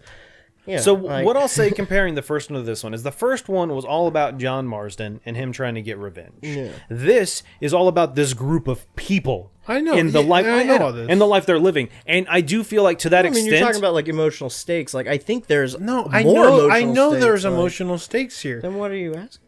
I mean, I've heard a lot of good stuff about it. I'm saying like just the knowledge going in. I don't have. You don't need anymore. that knowledge. You don't need it. You don't need it. It's fine. You really don't. But like I don't know. The only thing where They play on it. I don't know where these characters end up. John, I like mean. maybe y'all do. Because like they talk except about John and Abigail and Jack are like in the game, and you see them a lot, and you see a lot of like their relationship as it was Which, before. that's cool. You see like they spend some time like kind of highlighting how John is like different now than he is when he ends up in Red Dead. But I'm saying, so I don't know who Dutch is or what happened with You him. don't need I'm to. assuming I kill him. dude, That's I don't fine. in Red Dead You 1. do. Yeah. I And that's remember. fine. Dutch's story in the original Red Dead was so minimal. It was Dutch screwed me over. I'm gonna find him and kill him. I Okay. found Dutch. Bam. That's So you basically kill all the gang members You or don't whatever. really All the remaining interact ones, with yeah. Bill or with Dutch in Red Dead 1 that much anyway. The amount of dialogue in the original Except to Red shoot Dead them. with Yeah, except Dutch to and kill Bill them. and stuff is probably like 30 lines of dialogue throughout the okay. entire game. So, the but- reason no one remembers it is because it's fucking an eighth of a percent of that game. It is so minimal. very important, do remember guess, that, in the grand okay. scheme of things in the first game. This you don't need to know that. Do you remember Uncle from the first game? Doesn't matter. He's forgot in he this. was in that game. Yeah, he's in this. Cool, whatever. You get to know it, like this What a because piece of this shit. is a prequel. You're just getting to know more about the people that maybe you liked in the first game, and if you don't remember them, whatever. Okay, so is this game like so good that everyone's gonna start throwing their former favorite game of all time under the bus? No, okay. No. But here's the thing, and because I've been, usually we talk about like, or when we're talking about like our favorite games of all time, whatever. We're like, we have to give it like 2 years before we're like comfortable. Like Red Dead Redemption 1 is like super high up there for me, but like there is no question in my mind that this is not the better game between this is a better game than Red Dead Redemption 1 from the get go. Well, Like like, from mechanically speaking, I Okay. can't necessarily speak to the story yet because I'm not super far. Sure. But like, I would play this as a video game, hand over fist, like before Red Dead Redemption. that's kind of how I felt Oh, like dude. playing GTA 5 after GTA 4. Well, Yeah. the reason behind that is because this is just technically a better game. As time has gone on, we're not going to look back at Super Mario Brothers and be like, this game's so good, because it's an older game. It was great when it came out, but so much stuff has happened since then that this is a better game. Someone in chat was asking, hey, I haven't played Red Dead. Should I play this first because it's a prequel? No, don't do that. Because the problem is you're going to play this and then you're going to go back and play Red Dead and be like, oh, this game is kind of clunky and it's older and it doesn't look as good. And like, it's I would never recommend doing that. This game, because it's not like a fucking piece of shit, it's a competent game. It has a decent story from what I've played. I'm enjoying the mechanics. I like exploring this world. I like interacting with the people in the world. I like the fact that when I do bad things, I become There's consequences. you have a little cowboy icon. It's either negative in red or positive in white. Like, oh, you did a bad And cowboy also, thing. I Black haven't hats seen and white hats. I haven't seen the ramifications of this yet. I'm sure we'll talk more about it in future shows when we've gone farther. But like, apparently depending on which side you're leaning towards is like it's a gradient, right? Yes. You go from your honor can be super high or super low. Yes. Depending on where you are on that gradient, like it could affect the way the world. Dude, I get discounts in Works later shops in the now game. because I'm a good cowboy. Yeah. Every time I'm Yeah, in a you are, town, Nolan. such a good howdy, cowboy. ma'am. How's it going, sir? Good morning. I fucking greet everyone, and not every time, but maybe every 5. You'll bloop, bloop, Yeah. Okay. little positive honors. Yeah, We need to cut the break here in a second. There's a couple things I want to squeeze in here at the end. that's what she said. One, Your balls. what kind of blew my mind the other day, and I didn't know this, and maybe y'all find this a lot earlier than I did, but I didn't realize. So you do a mission where you rob a train, right? And I was like, that was fucking cool. Yeah, You can fucking rob a train whenever Anytime. you want, however you want. Well, so the bad thing about that, though, as I was talking to Brad about this, one of the challenges was shoot 5 birds off a moving train. I did that in the first game. I was like, oh, let me do that here. So I get on a train, I stand on the roof, And now I see some birds, so I start shooting at them. I'm like, I got And them everyone on the birds. train's The like, train "Oh my stops. Fucking lawmen come out of the train. They're like, what are you doing? And they start shooting at me. And I was like, what? Like, I'm just hunting birds. I guess that's realistic. Now it's I'm sure. now it's a real challenge. I'm sure someone on top of a train shooting a gun is not just a cool thing Why to don't do. you just like surrender? Just like, put your hands up. So I've never done that. But I just I have. How does I just think surrendering it's- work? I just think it's You have to have your absolutely- gun put away, which is probably why you've never surrendered. And then when they walk up to you, one of the dialogue options will Is just to be s- surrender, and Oh. you just stand there with your hands up, and they like come towards you. Yeah. But there's still an option, like at any moment you can just like pull your Draw. gun and shoot them. Yeah, and I that's need to just do pretty that cool. more. But Like, if you just- let them get to you, they Yeah. But just the fact that you can rob a train, like those are some pretty elaborate heists. Like there's passengers on the train, they have baggage you can rummage through, they have lawmen guarding certain things. Like the fact that you can do that anytime, you can plan your own train heist, own your own heist, which is Yeah. amazing. Brad, there's bank when robbers. you're going to find a bounty, Brad, and you go and catch them, you throw on the back of your horse, and you're riding back in the town. They'll be talking at you, like, "Please, Mister, don't You do can this." hit 'em, Like, right? you can fucking Yeah, just I fucking heard about elbow them or like Please, punch them or Mister. something and knock Also, them out. I've had another group of bounty hunters try to steal my bounty. What? Yeah. That's cool. Yeah, like they'll ask you like, "Hey, what would you how about I take that bounty off your hands?" And I'm like, "No, I'm good." And they're like, "Get him!" And I'm like, Yeah. "Fuck!" So that's just pretty cool.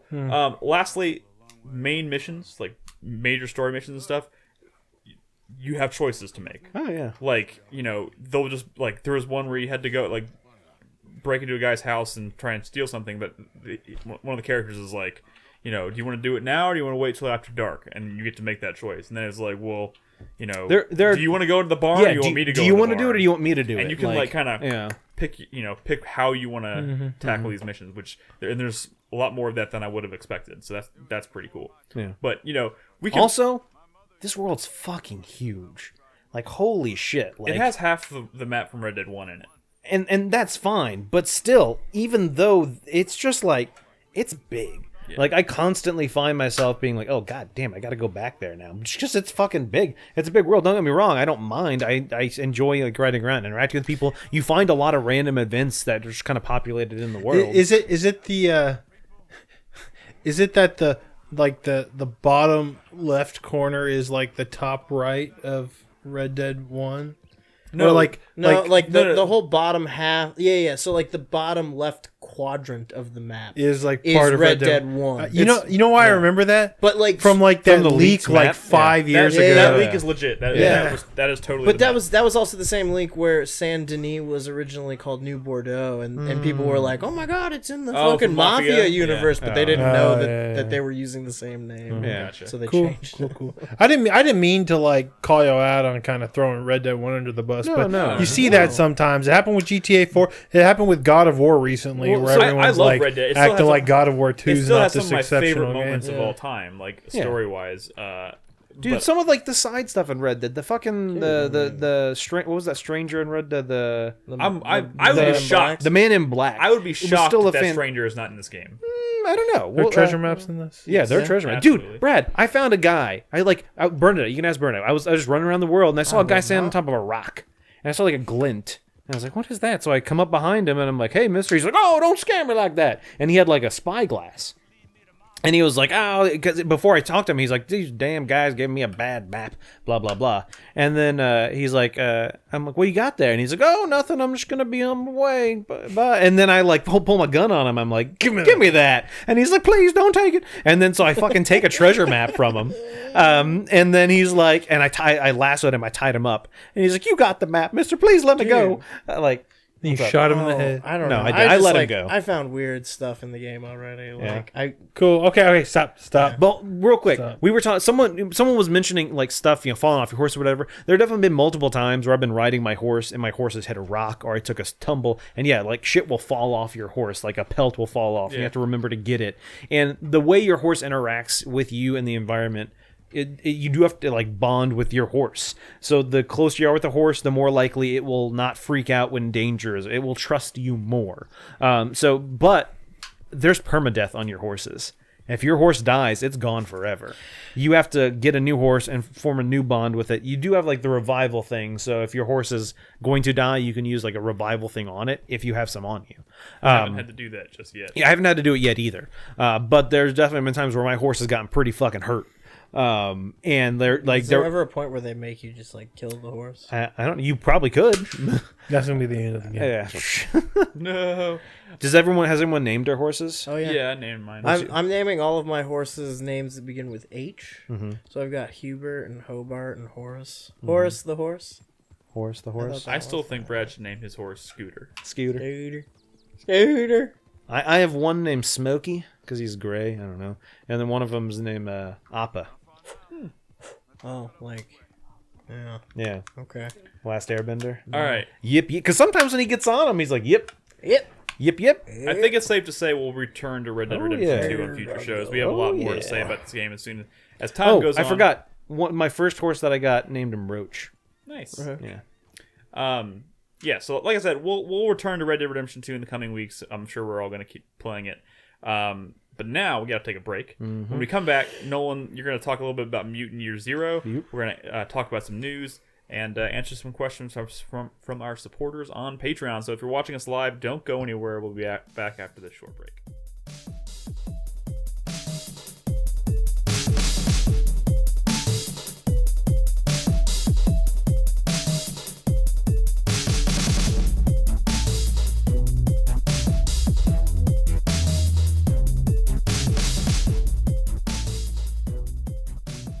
We can hit the dusty trail, though. How's Arthur? I'm just kidding. Fucking go. Welcome back to the show, everybody. From this point forward, there is no more Red Dead Redemption 2 discussion tonight. Yeehaw. So in the original I Red Dead Redemption, Fucking hate you, Nolan. we're not talking about 2, we're talking about 1. Can we talk about Red Dead Revolver? Ooh, yeah. Can we talk about Mutant Year Zero? It gets a lot of bad Maybe. shit. That if anything got thrown under a bus, it was fucking Red Dead Revolver after Redemption came out. Holy, Yeah, 'cause- holy shit! That was like a Yeah, but that a was lot kind of of like an people- underrated. A gem. lot of people didn't play that one to begin with. Anyway. I know, and it kind of had a status of like, oh, that game is actually pretty fun. Was that game also made by Rockstar? Yeah. Yeah, well, it was. Yes, that was, it was- that was like It has the a weird Warriors history. era Rockstar. It started as Capcom, I believe, but Rockstar bought it or something like that. Interesting. Okay, as of now, there's no more Red Dead Redemption 2 discussion tonight. How good was the Nolan, Warriors? What's up, Nick? That was a good talk game. to us about Mutant Year Zero. Road to Eden. Road to Eden. Thank you. Mutant Year Zero to Eden. It is XCOM. I mean, that's the best way I can describe it. This is the one But with the weird Capcom animals, with right? ducks. yes, it takes place in the future. The future. There are mutants and like ghouls, and most of the human population has been wiped out. And there are these mutant characters. One of them is a duck named Dux, D-U-X. And there is a pig-like creature, boar. I think can't remember. It's like Borin, I think is his name. He's That's like the a duck boar. right there, right? Yeah. Yeah, the one. With And the boat. so, but instead of XCOM, where in XCOM you have your base and you go do a mission and you go back to your base and you go do a mission, you go back to your base. This, you're actually in a world. Now, don't get me wrong, it's not like a completely open world. It is giant, like kind of sections that you go through. Yeah. And then you have like find an exit to the next section. This is the part that seems most compelling to me. Yeah, but You mean the out of combat sequences? no. So you kind of. I'm out of combat right now because I'm not in that zone to the left of me. Yeah. You can approach people and initiate combat, but one of the cool things is if you use the silence weapon, no one else knows about this combat. If you're able to take them out before, so I have two. In this footage, I only have two characters, but eventually I find a third one, and two of them have silenced weapons, and so sometimes I'll kind of position them to where one of them, his weapon's more powerful, but it's not as accurate. So I'll use the other one from right outside that guy's visibility to shoot him, do some damage, and now he knows, obviously, combat's that he knows. So I'll have the other one run up real quick and fucking just blast him. It's a crossbow. It just is not as accurate. So you can play this game like a third-person stealth action game or you can initiate combat that's like XCOM? Yeah, well, no. So the combat is still inevitably gonna XCOM. end It's up still in XCOM XCOM, combat. The thing is, you do that to pick off guys on the side because this game is a little more difficult than XCOM in my opinion. At least where I'm at right now. So you want to kind of thin the herd a little bit before you go into combat. If you just go straight into combat and you have fucking every one of the dudes now coming after you, it's a little tougher. And one of the reasons that is in XCOM, I was talking about this with Chris Davis Boy's show. You have maybe like a med pack as an item, right? So every time you go into combat, you have 2 uses out of it. Maybe you upgrade it, you get 3 uses. And then, combat ends, you go back, you're full health, whatever. When combat ends in this game, you don't get health back. That's just where you're at. So this is almost like survival-y kind of. Yes. So if you don't have a health pack that you can use in the world, you just don't get healed. When you go back to base, you don't get healed. You're just at the health you're at. Interesting. You can use some of the money, you find like scrap metal and artifacts. So it's persistent just throughout the... Correct. I don't know if that's going to be that way in the final version. I almost hope it's not. Oh, see, this is an early version. This is technically a demo. This comes out December, yeah. I don't know if that is going to persist in the final game. I almost to an extent hope it doesn't because it's really fucking hard. And I'm not overflowing with med packs. I'm not overflowing with money. Like a med pack costs like $55 at the kind of like home Eden, like the home base area. Customizable. And this hat, anybody can wear this hat, and they physically put it on in the world. Love that. And all the characters are like these weird animal creatures, right? Yeah, well, so I have one that's humanoid. I don't know if she's actually a human. She might be kind of still mutated in some way. I mean, she definitely is mutated, but she looks more humanoid. But yeah, so I really hope to an extent they get me some way so when I go back to that home base, I can heal myself because it's tough when you're just out in the world. I wonder if that's just like a difficulty setting in the final game or something. I'm on normal. There's a easy and there's a hard. I don't remember it saying anything I wonder about if you play on easy. It sounds like it would be something that's like a vector of upgrade, maybe. like something to incentivize. So I mean, you can see here I'm in the menu right now. So there is a skill tree kind of. You get skills obviously whenever you level up, you'll get an ability point, and you can choose to spend those ability points on whatever. The Borin or whatever, he unlocks an ability that's kind of like a charge attack. The ducks unlocks an ability that are like wings, and so it's kind of like the Valkyrie suit from XCOM where you can fly up into the air, and you have a better range, and obviously similar to XCOM, when you're above someone, you have a better percentage of hitting them and more critical hit chance. Yeah. But I really like the way this game works. Oh no, the game's beautiful. And one of the cool things is you can either travel as a group or split up the party. So you can kind of do your own thing, whatever. What was I was talking about? Oh yeah, unlike XCOM, where your units are like, oh, this is a what are the fucking units? Like a grenadier or a scout or whatever. In this, they have skills that make them a certain way, but any of them can use any weapon, can use any item, can do anything. Mm-hmm. So I can take the shotgun off of Borin, and I can put it on Dux. I can give him the shotgun if I want. It might not make sense because he has less health, so he probably shouldn't. A duck with a shotgun, that's ridiculous. So he probably shouldn't be running up to him. But I found a gun in the world, and it was a pretty good gun. The problem with Dux is his crossbow only has one shot in it, which means as soon as you use it, you have to spend an action to reload. Yeah. And you only have 2 actions per turn. So what I ended up doing was I took Borin had 2 actual guns. So it's similar to XCOM. You have like that sidearm, like a pistol that does less damage, but it's a little more reliable. Like it's it's there. You still have to reload it though. And so I gave Dux a better weapon. So he has this crossbow that's silenced, and now that we're in combat, I'll switch him to that other gun, because the crossbow just sucks when you have to reload it after every shot, meaning you either don't move, or you move and shoot, and then the next turn you reload and shoot. It's kind of one of those things where, it's really tough when you can't just shoot every turn. I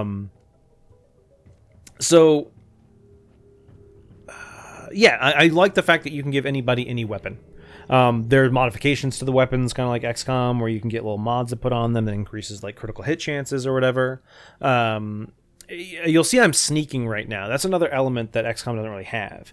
It's so weird because like it seems like it's such a seamless transition between. Oh yeah, like 100%. It is seamless. Being like stealthy, and then all of a sudden it's like boom, you're in the XCOM. You're Yep. the grid. So based. at any point in time when there's enemies nearby, you can go into combat mode, and if you don't interact with them or they don't know you're there, you can exit combat and just start running around again. You don't have to. You're not tied to grid based or anything like that. When you enter like this grid based combat like XCOM, it's not like the battle has begun. No. It just ends when you. As long as satisfy you a don't condition. let an enemy know you're there, you can get back out of That's combat. really cool. Or if you take out an enemy and no other enemy knows, you're out of combat. But it has that like Divinity Original Sin thing where like one person could be in turn-based combat while the other one's able to freely move. Yes. In real time. Yes. That's so weird, but cool. It is cool. weird. Yeah. It's kind of different. You got to get used to it. It's a little bit different. But it's kind of all about getting everyone in the best position before you enter combat. In XCOM, it's one of those things where sometimes, the enemy saw you, and now they're moving, and now they saw this other person. But that doesn't necessarily happen in this unless they're fucking like right up on them. Like if you're tucked behind a corner and you tab to select that character, it's like, hey, by the way, this person's not in combat. Like if you start using them, the enemy might see them, or you can just leave them there, and the enemy won't know they're there.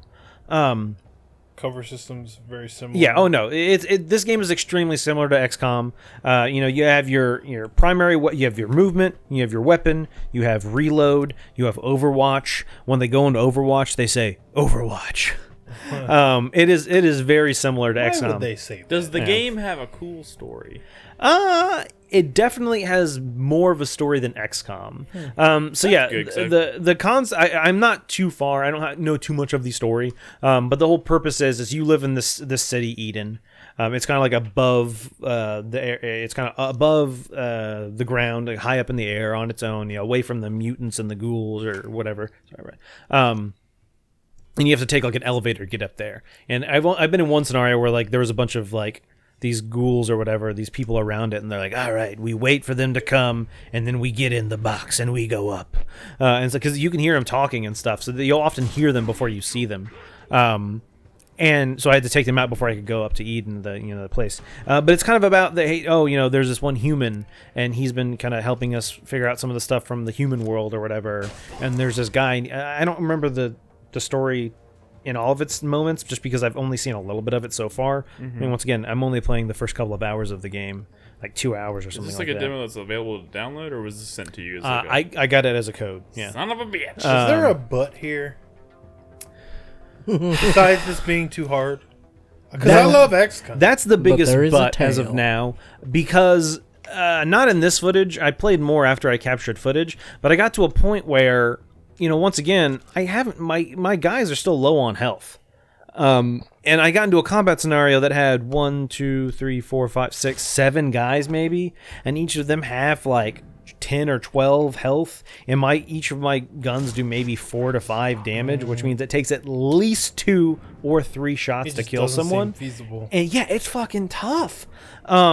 There's, similar to XCOM 2, there's that one enemy type who can kind of boost up another enemy's stats, so they have more armor class and they have more health and it's just like, man, like it is not. It's either I feel like I'm being super stealthy and taking out guys, and kind of having, I don't want to say an easy time, but kind of. Or like I'm in combat and I'm fucking struggling to stay alive. I really wonder if you like drop the difficulty down to easy, if it would be a much more. I don't think manageable it experience. would, because like I said, it's not like XCOM in that when you finish a combat scenario, you're done with that area, and now you go back to your home base, and that doesn't happen. So there's never really an opportunity to heal up, like for free, unless you just use a med pack. Yeah. I mean, the game does kind of reward you exploring a bit. You know, you find random chests in the world that will have like weapons or like items or stuff. Oh yeah, I'm mutating. So when you use your ability, it's a mutation. And so yeah, the character starts like freaking out because their body's fucking mutating. Does it actually change their appearance in any way? I don't know yet. Not extremely. Maybe a little bit, but a lot of the stuff I've added hasn't really. I gave him more health, or I gave him the ability to charge at an enemy in combat. I don't know if when I gave Dux like the wing ability, I don't think he like sprouted wings, and he does when you use it in combat. But you didn't like see it physically on him. But like I said, one of the cool things is any piece of equipment you pick up in the world, anybody can wear it, and you see them physically. You put on a flak jacket, you see him put on the flak jacket. Cool. The aesthetics of the game are really cool. I don't know. Like I said, I'm fairly early. There is a town you can go to, this main town. I've been there. There's a couple different shops. There's one where you upgrade your weapons. There's one where you buy supplies. There's one where you can like trade in artifacts. And those artifacts will give you it'll give you a discount at this store, or the ability to carry like more items or something like that. But I don't know. I'm a little too early to make too many judgments about it. I will say it looks good. I do like the gameplay. I do like that the little more open world kind of exploration as opposed to XCOM. Just you're in this grid-based combat and you have the fog of war. In this, it's not. There's no fog of war. It's just if you're close enough to physically see them, you can see them. Yeah. But they don't automatically see you, which is nice. It's more realistic. That was always a frustrating thing in XCOM, where it's like, I guess they know where everyone is now. Like that's in combat. It's a little more real. Too far, and your whole life is ruined. Exactly. Yeah. One person, and so the nice thing in this is you can see where the enemy can see. You know how far they can see. If you have your flashlight out, you can see that they can see a lot farther than if you're sneaking around. You can see their cone. Yeah. Vision. But yeah, I don't know. I'm not gonna say I recommend this yet. I need to play more of it. I haven't finished this demo yet. I think I'm getting towards the end. And this is supposed to come out in December? December. I think early December. What is this is like a comic book or something? Oh, yeah. So, no. There's story cutscenes. I mean the universe, right? Because there's like multiple colons in the title, which suggests that this is a universe that existed prior to the game. Potentially. I don't know if it is a comic book, but there are definitely a lot of like comic booky style cutscenes. You hear that, chat? If you're watching us live, to the internet, find out if this is a comic book. There's definitely. I do like the cutscenes. I mean, it's fully voiced. Every line of dialogue in this, like I said, when you're near enemies in the world, you'll hear them just having conversations. I did get fucking jumped once, which is really frustrating. Like, I opened something and all these fucking dogs just, like, kind of came out of nowhere and started attacking me. That was a hard battle. But yeah, like I said, the tough thing is, when an enemy goes down, they're in, like, a bleed-out mode, like an XCOM. But you have to have a med pack to revive them, or if combat ends... Is this pen and paper, maybe? That's a 20-sided die loading. There's a 20-sided die loading icon, yeah. But there's also a cassette tape, like kind of saving or eye loading icon sometimes you'll see. This is me at the Arc, that's the main... Yeah, that's for now at least, like the hub town or whatever. But yeah, you can, if they're bleeding out, you either have to use a med pack or end combat. But like, I can see myself getting fucked pretty easily in this. Like the combat scenario I'm in right now, I ended up like reloading my game just because I'm like, dude, we're like just fucked at this point. And I haven't tried. That was a little bit before we did the podcast earlier, so I haven't tried it again. It's just I don't see myself easily getting through that scenario because you don't have like 20 health, you have like 8 health, and when enemies are doing like 4 or 5 damage to you, you can't take that many hits before you're starting to bleed out, and you have to have another character come up, and which means you have to keep your characters close. But if they're close, enemies have like grenades that they'll throw at you, and it's tough. Yeah. So I don't know. You keep playing this though? I'm gonna finish the demo, and I'll probably pick it up when it comes out of curiosity. But I have not decided if this is like a... Don't get me wrong. I was enjoying what I was playing when I was playing it. But in the back of my mind, I was like, I wish I was playing Red Dead right now. So I mean, yeah. I know it's I get that. it's not a scenario where it's like, oh my god, this is like fucking better than XCOM. I can't believe I'm putting down. You know what I'm This saying? is no Thronebreaker. Exactly. Yeah. What's up, Crispy? Yeah, okay. Yeah. So this is based on an old RPG series called Mutant. There you go. But Mutant Year Zero is a new form of the RPG that like they just came out with. Gotcha. Interesting. Yeah. Cool. Yeah. All right. It's Swedish. I got my eyes on it. We'll keep our eyes out. We'll probably hear more about this once it comes out in December. So Yeah. Stay tuned to the show for that. Also, thank you to Funky Duck in chat for just subscribing for 78 months in a row. What? It's absurd. How dope is that? All right. We have a few news topics we want to cover tonight. 78 months. I'm just going to That's ask. 6 years and that's 6.5 years. Damn. Thanks, Funky Duck. 6.5 years. That's nuts. All right. Chris Davis, hit us with a news topic. Beep, boop, boop, boop, boop. Oh, we're starting with this one. I've not seen this. Oh, really? Yeah. Oh, Chris Pull it up, Davis, pull it up, do Chris your Davis. thing. I've been completely out of the loop on everything. So the Netflix past, has given us our first look at Henry Cavill as Geralt of Rivia. I'm gonna be as and- honest as I possibly can. Let's be super I don't want honest. to upset anyone. I think Okay. it looks ridiculous. It does. He looks like Raiden from the Mortal Kombat movies. Yeah. Really? It That's- did. He looks like a Lord of the Rings elf. Dude, look at the fucking hairline. The wig is pretty bad. He looks like a Lord of the Rings elf. There's a video of him walking and then he quaffs a Witcher. I know that's just like how people drink, but didn't it like look weird when he's just like drinking? I thought he looked the potion? most like Geralt Like- of Rivia when he drank. I was just, I don't know. It just seems so weird. I don't know. it's so, but this is just like a costume test. Or So whatever they here's call it. the thing about that, and I've been like thinking His about hair's this too long. since this whole conversation came up.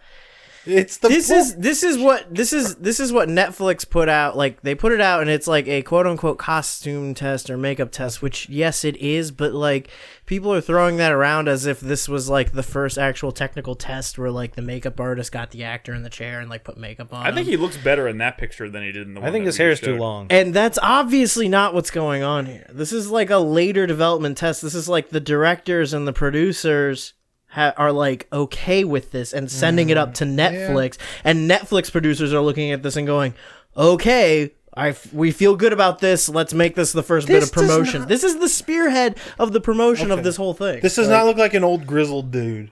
It doesn't look like Geralt. It looks more like an elf from Lord of the Rings, I'm going but to, not like An elf from the Hobbit. I'm going to choose an to elf take. from the Hobbit. I'm going to choose to take a slightly less cynical look at this. It's not cynicism. Well, whatever. Well, what were you gonna say? Because all we have is him doing like a 3-second thing with a completely like dark black background. Like I don't really want to pass final judgment until I see like a scene from the show with him in a set with the actual camera work that's being I'm done curious with the about lighting. sword choreography. This just kind of like smacks of Is it- like, oh, Warner Brothers made a big splash with that Joker makeup test, so let's do that. Yeah, it does. Is I mean, Henry it does. Cavill It- gonna be? Well, it's a character with a very distinct look, so it makes sense that they would do this because you wonder, like, That's I will fine. say, Pull off the I look. will That's say, fine. in Witcher 3, you had many different hairstyles you could do. But this isn't like It's somebody. not like they're forced to do one thing. And at Yeah, least this isn't so. like somebody snapped a fucking like secret picture in the makeup trailer and posted it online, and it just doesn't quite like look right. but like, you know? there have been like costume their tests. best foot There have been forward. costume tests that have been released for like big Marvel movies where I thought that the character looked goofy before seeing the actual film. yeah, So like, for sure. I'm not willing to write it off entirely. Do you think there's going to be much like CG, like After Effects or anything? Like, I mean, I have a done feeling. to I have a feeling that make like him look a little more witchery. I have a feeling like camera work and lighting is going to play a big part in like eyes, obviously. making. But I mean, that's the kind of stuff where like, are they even going to have the budget to make that stuff look good? Because some of these shows have pretty because big budgets. if it ends up looking cheap, it's going to ruin everything. Because if fantasy looks even slightly cheap, it's just like LARPing. You know what I mean? But like- look at Dragonheart. But like to be honest, I kind of felt like a lot of the costume design and maybe not costume design, but like you mentioned Lord of the Rings, like the elves in Lord of the Rings. Like I always thought they looked kind of fucking goofy. elves What? and the I Hobbit- know, and that's the why I'm elves and saying the this dude Hobbit looks like an elf. definitely I know, and yeah. I'm saying like that didn't detract from my enjoyment of Lord of the Rings necessarily, even I though see what I you're thought saying, the but- characters looked goofy. I don't know. I'm talking about like once they're like sword fighting and stuff. Like, is it going to be Henry Cavill like spinning around? I want to see him cast Dude, that guy Igni. does a lot of his own shit. I want to see him cast Igni. I mean, There's a Fucking lot of fire like blast. Yeah, the weird thing about I want to see those fire. He stands out as far as the wider cast goes. He stands out as like the only like recognizable face. I want to Like, see him put oil I on his feel like sword. all of the other characters they've cast have been like pretty inspired as far as like and like pretty inspired choices just from a visual, like when you look at them like, oh, that's an interesting choice for that character. That wouldn't necessarily been my first pick as far as like if you're trying to go for like the exact likeness. But this is also based off the book, not the game. Sure. Well, yeah, but I mean, everything's based off of the game, whether they want to say it or not, because that's what's popular. Look, dude, the reason I think Henry Cavill's a weird choice is because don't get me wrong, I if thought you he was a look weird at the choice from the books, start. like Geralt is it's like fucking, it's almost like A Song of Ice and Fire, where it's more Geralt just talking to people with like short bursts of like, you know, Witcher combat, and then back to like Geralt like chatting with Dandelion and like traveling. You don't think Henry Cavill could pull that off? Is what you're saying? Because hey, Henry Cavill I don't know. seems like a I really do think nice that guy. this is from the Witcher movie. From the old one, I do think this looks a little bit better. Let me see. Like I don't like how white his hair is, I guess, and I don't know. Like, okay, here's like Netflix. I think Netflix as a whole has gotten, I don't know, like a lot of their original content is just kind of like not that good. I feel like, and it seems like maybe that's not true because they keep getting renewed. They keep making new seasons. Something comes out. You don't like really hear anybody say anything nice about it, but then you hear that it got signed on for 2 more seasons, and nobody knows what Netflix like Netflix doesn't release any metrics about like how many people are actually watching these shows or anything. Like, I've been watching and season 2 of Castlevania. that's a weird way. That's like a weird way to run a production company, and it kind of like means that you get this really weird swing in quality between some stuff. So like the idea that this They go Witcher for show quantity, could come not out, quality necessarily. yeah, and the idea that this Witcher show could come out and like be a train wreck is like not even like close to being a foregone conclusion. no, Like yeah. it could totally be a train wreck. Yeah, but at the same time, Witcher mean- is like a pretty big IP. so the So whole, are Marvel like, shows. That was my first. So choice, this picture of Mads Mikkelsen, okay, like but if as Geralt, that's not Mads Mikkelsen as Geralt. I know. I'm saying this is Mads Mikkelsen in some character, but blah blah blah. People like, oh, what if Mads Mikkelsen was Geralt? I think this looks better because A, his hair isn't pure white. B, he has some facial. This looks like He's like not a pretty boy. He's like a grizzled But that's older what I'm saying. man. The video little clip I watched it of Henry Cavill as Geralt. He just looks too fucking clean. Yeah. He looks like Henry Cavill, and Henry Cavill just looks like boring, blocky white guy. And once again, Give me Viggo Mortensen. This was not a scene from a shoot on the show. So maybe once he actually is on the show, he'll have some dirt on him. He'll have like the scar, you know. But Like, I mean, Geralt like is it's so- also like I know. we've seen Henry Cavill act know. before. Geralt is so It's fine, likable. but- He's so likable. Henry Cavill, I wouldn't throw the word likable when I see him on screen around. Smug. This is Well, the- we're about to see his acting skills put to the test because if he Well, can make we might if he not. can make you like him as Did you see- Geralt, then Did you see the man from Uncle? No. He was pretty good in that, I'll say. all I'm saying. Yeah, I've heard that movie's pretty solid. I'm really curious. I never would have suspected that something like the approach they took to Castlevania. I never would have expected that to take off the way it did. So I don't I've know. been watching it. I'll talk about it in my 4-player. I mean, it definitely could. Definitely. Who could. knows? You get- I've from the get go, like most of us here, I was kind of there's shocked red when I found out flags. that he was their choice for Geralt, just because he was nowhere near my list of like obvious choices for the character. Is he just like a really nice guy and people just want him to have work? Like Probably. I don't get Henry Cavill. Hey, there's a lot of things Like that go I don't into. get him. I mean, have you ever seen Mulholland Drive? Yeah. I mean, if somebody says this is the person, This is the person you're gonna say yes. I don't know. So That- I'm that sure we'll talk more about definitely this when we see more from the show. What's up, Nick? That means production has pretty much started on this, right? So, Probably, yeah. We should have some footage from this in the not too distant We shouldn't future. expect it to look too much different from how it does now. Yeah, so we'll see what happens. All right, another news topic. Because Kristen hey, Davis. the other one last thing to point that off, because if this isn't, if they like are getting a huge negative reaction to this, and It could they're like, change. and they're pivoting, that means that they are producing from a reactionary state, which is also a bad sign. That is like, true. It's kind of yeah. Who knows? Who knows? We'll just have to see how they react to this. All right. Brad, I'm going to let you lead this one. Nintendo has revealed the full Super Smash Bros. Ultimate lineup. Oh God. Oh, it's a pretty good one, right? Okay. It's been a good week for Some news. surprises this week. It's not been a great news week for So, Brad. so What was the it, the the- Grinch list has been deconfirmed, basically. But wasn't one or two of the items from the Grinch list? Real? Well, yeah, but see, some of them showed up as assist trophies, which Yeah. confirms that they're not. Like Isaac was. Yeah, so Spirit or and whatever. Isaac was supposed to be a full character. Anyways, that list has been deconfirmed. Okay, so Debunked even. yeah, no, it's done. And it sucks. And what's his name? Incineroar. Incineroar. The Pokemon Incineroar. Never heard of it. I think in the Pokemon He's game gotta be where like you a could pick the fifth little generation. kitten, the little Why are you looking at me like I've played Oh, every the Pokemon game? fire play starter. Was it a the starting? yeah, it was a fire starter. It was like a kitten. I think it grows into a big wrestling cat man. Named Okay. Incineroar. Incineroar. That's a new It was like a character. luchador. Who else is there? Who am I forgetting? Oh, who am I forgetting? There Okay, was so there was Incineroar. There was Ken. Ken, there was- which that one's long been Ken from rumored. what? Ken Griffey Jr.? Ken from Street Fighter, Street an Echo Fighter An for Echo Fighter Ryu. Not great. And I think that's it, right?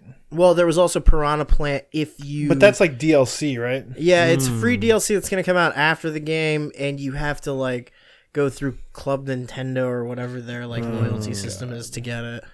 And then they said that they're gonna have 5 DLC fighters after launch, but they didn't announce what any of those. So- are. Pretty sure they said one of them's going to be Bowsette. So okay. So I think one of the big Bowsette or bust. the big things they've revealed in this Smash Direct was what spirits are, what spirits mean. So traditionally you would unlock assist or you unlock trophies, right? Which are the things you collect, and you can go into trophies and you can look at them and turn them around, and like they're from all of the fringes of all these Nintendo games, right? Games that have been on Nintendo platforms and stuff. They've gotten rid of those, and now you have spirits, which are kind of like stickers. They're not as elaborate looking as a trophy, but there is a lot more of them. And the other thing is you can like equip them on your character to like boost their stats in different ways. Sure. In ways that like make sense. Like I forget some of the examples they give you, but whatever.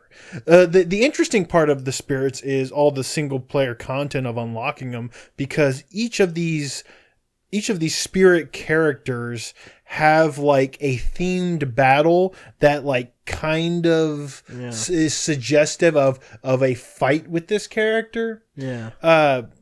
I don't know if you remember any examples, but one that pops into my head was that they have one of the spirits is the hedgehog shopkeepers from Animal Crossing. Yeah, and when you which fight that make them, the dresses like Mabel and the Hedgehog Marble or sisters whatever. The Hedgehog sisters. So their fight is you're fighting too many Sonics who have drills. who have drills. Yeah. And if you beat that battle, you unlock that character from Animal Crossing, their spirit, which you can equip on your character, and they can like boost you and stuff and help you with other spirit battles. And there's like fucking hundreds of these apparently. And some of them are like pretty clever, just basically interesting objective condition based fights. Yeah. And that's sort of where most of your single player content's going to be, and that's where you're going to see a lot of like fringy stuff. Like I saw the main lady from Eternal Darkness as one of them. I saw her as a spirit, like some crazy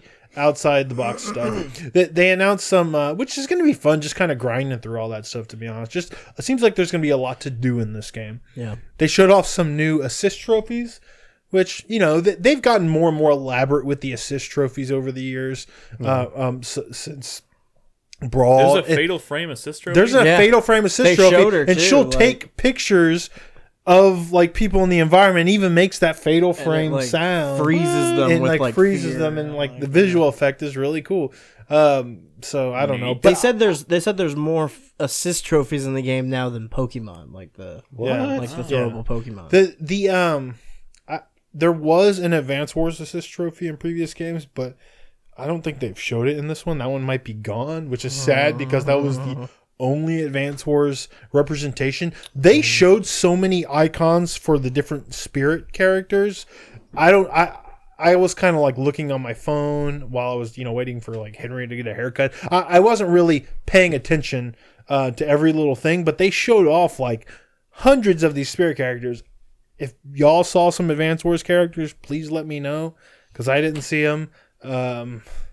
But yeah, I mean, that's it for the roster outside of DLC. It is what it is. I mean, that's what they announced, and it's kind of a bummer for me. I mean, it's gonna kind of suck if like those 5 characters they released post launch are like the exciting characters that people were hoping would be there at launch. You know what I mean? Like if they announced like Banjo-Kazooie, or what was it? So Banjo-Kazooie was one of the Banjo-Kazooie is like so that's weird Isaac. because like, is that going to be DLC? And that's a little strange that Nintendo's making money from like a Microsoft character in a DLC format, as opposed to just being in the game. I don't think so. Yeah, right? but so one of the bummer parts about DLC is I don't think you're likely to see more fringy characters like an Advance Wars character is apparently. I think you're going to see, or a Wonderful 101, for example.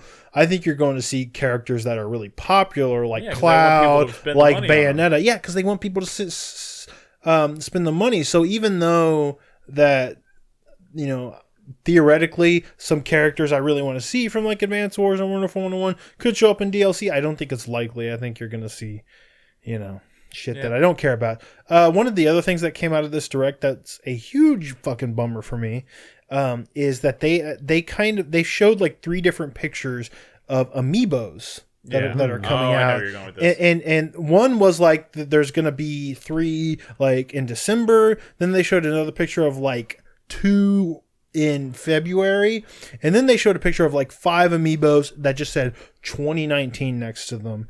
Not a single one of them was Simon or Richter Belmont. Now, theoretically, they're going to make an amiibo for all these Smash characters, right? It really bums me out that this big third-party character isn't in anytime soon going to be one of these fucking amiibos, because one of the reasons I was really excited about them being in Smash is, a fucking Simon Belmont and Richter Belmont amiibo. I mean, you can't find good Castlevania merchandise anywhere. To have something that's so cool looking and so cheap, you'd think that is maybe so rare. But because of that third-party deal to get Castlevania, that you'd think that maybe that having the amiibos come out earlier might have been part of the. But Brad, it's deal. okay. They have kin. I mean, whatever. It's Street Fighter. Street Fighter's huge, but hey, bring that back up. Bring that back up, Chris Davis, please. Like, I mean, do you really need the fucking amiibo for Piranha Plant? That shouldn't even be a fucking character. Or yet another Link amiibo. No, Brad, There's like 40 Link amiibos. I need a 41st Link amiibo. Oh my I god. need a 41st. Richter fucking Belmont, Simon Belmont, that's so tight. I swear to God, if they finally do and they put them together on the same amiibo stand, Brad, I'm gonna lose my shit. Ice Climbers, though. I mean, 2-for-1 deal right there. God. I'm surprised. Why did they do the Donkey Kong asshole? I'm surprised. Some Nobody of those cares didn't about that already guy. exist. King K. Rool? He was a fucking meme. Yeah, God damn it. he was. All right, Hey, next story. They ran that poll, and the memes topped the poll, and they're turning them all into shit. Waluigi's going to be fucking DLC, right? Of course. So all the fucking meme assholes open up their wallets. What's the name of the guy, the Smash Brothers guy? Sakurai. Did he Yeah, work so- on Chibi Robo? There's a lot of Chibi Robo. There's so much Stuff in Chibi Robo shit. Like, I keep seeing it in these fucking Nintendo. How Directs. about, I don't know, Or is that Advance just like Wars? really? Or is it just really popular in Japan? Like why is Chibi Robo? How Who is there knows? like literal, like between playable characters and sys trophies and spirits, there is so much Fire Emblem in the game, And their fucking sister series, Advance Wars, has nothing. Who's literally been around as long as Fire Emblem since the fucking... Hasn't been around for a long time, though. Jesus fucking Christ. Come on. I can't get an Andy? It's not really Andy? a series if they're not releasing games. You All right. can't, you What else can't, we got? you can't get an Andy, Brad. Jesus. All right. Hey, but Shovel Knight's an assist trophy. That's kind of Oh, yeah. Shovel Knight. Hit Shovel us Knight's up cool. with another Fuck Shovel news Don't topic. hate Shovel Knight. Let's see what. Okay, so they. Shovel Oh, I don't Knight's have this with me. Does anybody know what this is? Nope. Oh, yo, I have the lineup actually Okay, with Brad. me. Right here. Yay! I want to talk about it because Sony it's revealed- fucking tragic. Sony. God damn it! Do you have any good news this week, Brad? Here is your $100 lineup for your $100 PlayStation Mini with 2 regular controllers with no analog sticks. Battle Arena Toshinden, Oh, of course. that fighting game that was never very good or loved. Cool Borders 2, I love the first one. Cool. Destruction Derby, Gotta which, get that. people like Destruction Derby 2. Final Fantasy 7 we knew about. Grand Theft Auto 1. Oh, perfect. The best Grand Theft Auto. Yeah. Intelligent Cube is pretty cool. Mm-hmm. Jumping Flash, that's fine. Metal Gear Solid, it's good that it made it on there. Mr. Driller. God, there's some weird. Mr. Driller. What are these weird fringe Mr. games? Driller They're looks like, cool. nobody Mr. asked for Driller this. is my father. Call me Driller. Okay. Oddworld Abe's Odyssey, which is fine. Good. The first Rayman. No. That game was not that great, and it's like impossible. People didn't really start loving Rayman until 2, The Great Escape, but whatever. You got Resident Evil Director's Cut. Yeah, there's a good one. I guess I'd still rather have Resident Evil 2 on there. Revelations Persona, which again, Persona didn't really start becoming popular till 3, and even 2 is better than the first one. Ridge Racer Type 4, which is a cool racing game. Super Puzzle Fighter 2 Turbo, which is fun. It's good for multiplayer for sure. Siphon Filter 1, solid. That's the one where you tase them and they catch on fire, right? Yes. Yeah. Tekken 3, you got to have that on there. Tom Clancy's Rainbow Six. What? Hey, first of all, No! Stop it! Tom Clancy's Rainbow Six was pretty damn good. On PC? I played it on N64, bitch, and it was great. No! Was is the keyword, Nick. It was. Even great. if you want to make excuses for that version of the game, imagine Nintendo putting out an N64 classic with 20 games and one of them is your stupid fucking Rainbow Six game. Even I'm shaking my head, Nick. Like, well, how the fuck did that even You're happen? supposed to support me, Chris Davis. so and I'm over here supporting. I got your 2 Tom more Clancy. games. One of them's Wild Arms that was already announced, which was fine. I mean, that's a good game, but the PS1 was fucking bustling with amazing JRPGs, but whatever. And then Twisted Metal Bristling. 1. Not 2? Bristling. Bustling. Bursting. It seems like in a lot of Bursting. situations here, they picked the first one over the second one. And, Yes! and No one wants... Twisted Metal 2 was the one. Yeah. This is a shit list. Most of these you can get digitally on PSN. Dude, when this first got announced, I was like, oh shit, I'm getting one. And I was like, wait. Yeah. Let them announce the full list. It's too And much. I'm glad I did. This wouldn't be worth it for $80, I don't think. I mean, seriously, the PlayStation 1 library is incredible. Yeah. I'm gonna be And honest, guys. this is not a great representation of it. Now, Japan has a slightly different list. I'm just gonna want to. I'm gonna it's pretty different. I'm gonna read off a few that are on the Japan Japanese gets a list different version? that are not on ours, Wait, Brad, you know Japanese? such as Parasite Eve. Ooh. Why did they get Parasite Eve and not us? Saga Frontier, which is another Square Enix JRPG that they got that we didn't. Also, Arc the Lad 1 and 2, which is a cool strategy RPG series that was published by Working Design that did come west. So it sounds like we they don't got a have. bunch They of have JRPGs. Armored Core, Armored Core? yeah, I mean, on Their theirs. list already sounds way more G interesting. Darius, which is good. I just don't get it. This is... Sounds be like honest, favoritism. I just don't get the whole mini Okay. system thing Well- altogether. well, it seems fucking weird. As someone who has a Super Nintendo Classic, that is a much more interesting, exciting, cool thing than this PlayStation 1. That Japanese list sounds way more Brad, interesting stop to me. whispering at Nick while not looking at your mic. That's what you need to realize is that this is bad. All right. It's bad. The thing that aggravates me about this, number one, this is a $100 system and it outputs only 720p. Wait, really? Yeah, only 720p. Come on. I don't In even think it does 2018? anything to the games. Yeah. Maybe like a shitty No. smoothing filter, but I think that's as much as you can ask for. I think what it looks like on a PS3 or whatever is what they're gonna look like on this thing. But there's no way you can load up any PSN games on this system. It is a locked system. You can't. You'd have to can't. jailbreak it to get So it to work. which is fine, but let me explain something. You jailbreak a Super Nintendo Classic, and you could put like fucking 200 games on there. You know, Yeah.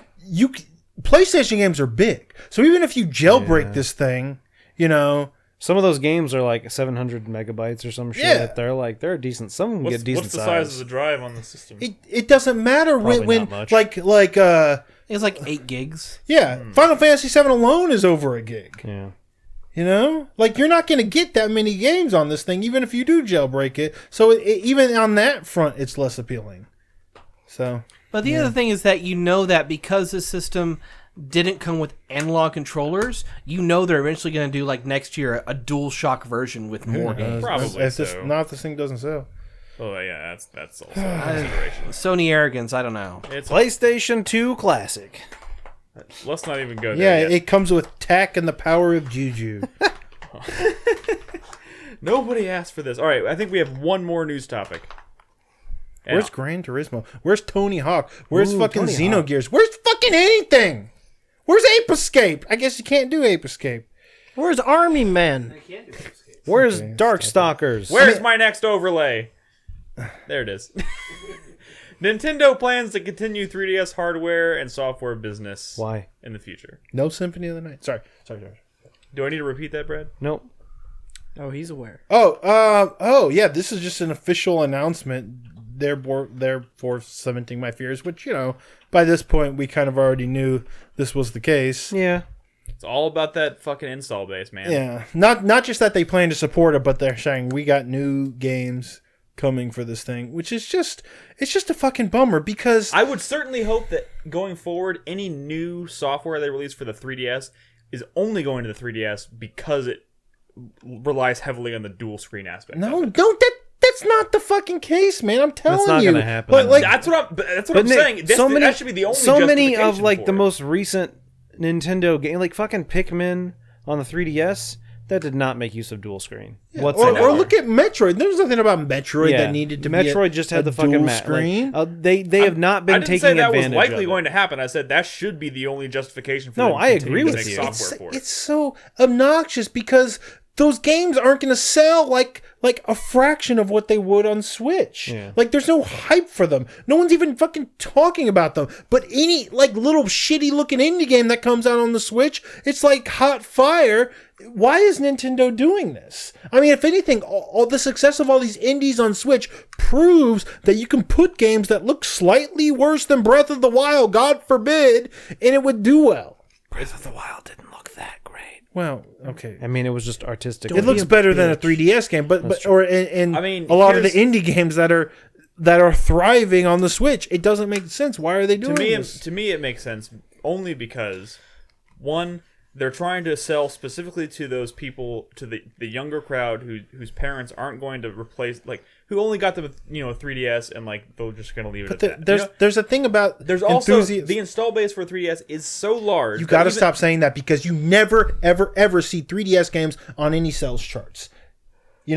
People want the new thing. They don't buy games for old shit. It's the same reason you're not playing 3DS games and no one is, even though they're still coming out. Because you want to play games on your new shit, and that's why they're not charting. So I don't care how big the install base is. It's just like when you see cross-gen stuff like Assassin's Creed Black Flag on 360, and then you see it on like PS4. The PS4 one way outsells. Not a game doesn't have to fucking chart to be successful, Brad.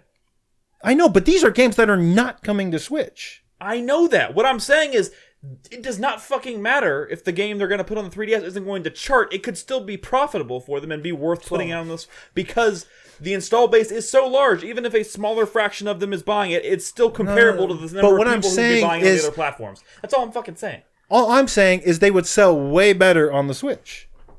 Because that's what is fire right now. That's what's turning indie developers into millionaires. Nick, to Brad's point, I agree with you that there are more 3DS and 2DSs out there. That's not good for audio. I agree, Nick, that there are more 3DS and 2DSs out there than there are Switches. But to Brad's point, I think a larger percentage of people would buy it for their Switch than they would 3DS. Absolutely. Potentially, if 10% of people with 3DSs buy it, that might sell, 1 million copies. And obviously 10% of the Switches are less than that, but I do think that more than 10% would buy it for the Switch. If 30% of people bought something on the Switch versus 10% who would buy it on the 3DS, I still think that 10% of the 3DS would be more than the Switch. But it's not. I'm telling you that we don't. First of all, we're arguing. It's not 10%. We don't have the numbers. There is sales data out there. Well, first of all, Brett, there's no point in arguing about this because we don't have the numbers in front of us. Nintendo has the numbers. They wouldn't be doing this if it wasn't benefiting them some way. Okay, but I'm thinking it's more like 2% are buying on 3DS. You're pulling the number out of your ass. I mean, their sales He charts. is. Nick, he is, but I also think it's because Nintendo probably still has a lot of fucking 3DSs out there that they haven't sold. I think they have like a shit ton of and I think they had a bunch of models that they had in mind. They're constantly still coming out with that like 2DS XL. They're constantly coming out with new versions of it, and they just don't want it to die. I think what this really is they want to keep that DS name going because they inevitably want to put out another one. Don't get me wrong, Nick. I'm not saying I don't want them to. I want them to stop. I'm not saying I want them to stop making 3DS games. I want them to start making good 3DS games again. I want them to start making games that I'm like, holy shit, this is fucking innovative and this is cool, and I fucking can't imagine myself playing this on a Switch. And I'm glad that I have a 3DS to play. I agree with you, but my argument here is not. The argument here is that Nintendo isn't just doing this for no reason at all. They're not just. I mean, they're doing it to make money. They're doing it because there's still profit to be found. There's still money to be made. Well, there. they think there is. There's probably a lot of big business decisions that could be driving why they do it outside of maximized profit. It could be about keeping that. I'll say, also, a lot of these games, like we said multiple times, a lot of these games were probably in development prior to the Nintendo Switch coming out. I'll say we don't have all the facts. Well, they're saying new games. Correct. We don't have all the facts. What we do know is Nintendo is going to continue to support the 3DS for now, and that's all we know. But you saw us saying about Black Flag, right? The PS4 version way outsold any last-gen versions of that game. Sure. Even though that install base was like a tiny fraction of what it was. Because people want to buy on the new hot thing. But we're not talking about games that are coming out for 3DS and for the Switch. We're talking about games that came out on the 3DS, and then we're talking about different games that came out on the Switch. Yeah. They're two different things. Yeah, I wish they would come out on the Switch. You're talking about a game that came out on two different platforms. We're talking about two different sets of games. I think what Brad is saying is he wishes they would stop making games for the 3DS when they don't have the elements that make it worthwhile on a DS. It's like this game would have the exact same, like, you would get the exact same experience on the Switch, but potentially it might run better. You could make it a little bit graphically better and potentially sell better. That I don't point know. is not in I mean, contention this here. is all, it's conjecture or whatever. I think the best thing that they could do is, I think there is really what it is Nintendo. I don't think they want to put something that looks like a DS game on a Switch. But if they somehow branded it a certain way, offered a lower price point, because by the way, 3DS games do still have lower price points than Switch games. It's all if you position it and brand it and price it as such, I think people would be just fine playing a game, that looks more like A Link Between Worlds versus Breath of the Wild on a Nintendo Switch. I mean, the indie games are doing great on there, and those don't look like AAA games. So, you just got to find a way to make them fit. And you're right. I don't. Let's see what that new version of that Switch that was rumored is. If that thing's I forgot about smaller, we'll find out. Hopefully, in the not too distant future. All right. The whole thing could be. Are we ready to move on? Because we got a little bit more to go before we wrap the show up. Please. All right. Let's move on to the community. As I mentioned at the start of the show, it is November. We have a new supporter spotlight for the month. Last month was KNC Cito. This month, our supporter spotlight is Dr. Waltz. He actually prefers Who Dr. apparently Volts. is 2 weeks away from becoming a real doctor. 2 weeks away from becoming a real doctor. So A doctor of what, congratulations. though? Dr. Waltz, what are you a doctor I can tell of? you. I think Proctology? it's in the signature of his email, but I don't know if he wants me to divulge that. Well, he's in chat, so that's why I information, asked so. him. I don't know how I feel about him using Neuros. that Neuros. doctor. PhD in neuroscience. What's your dissertation on?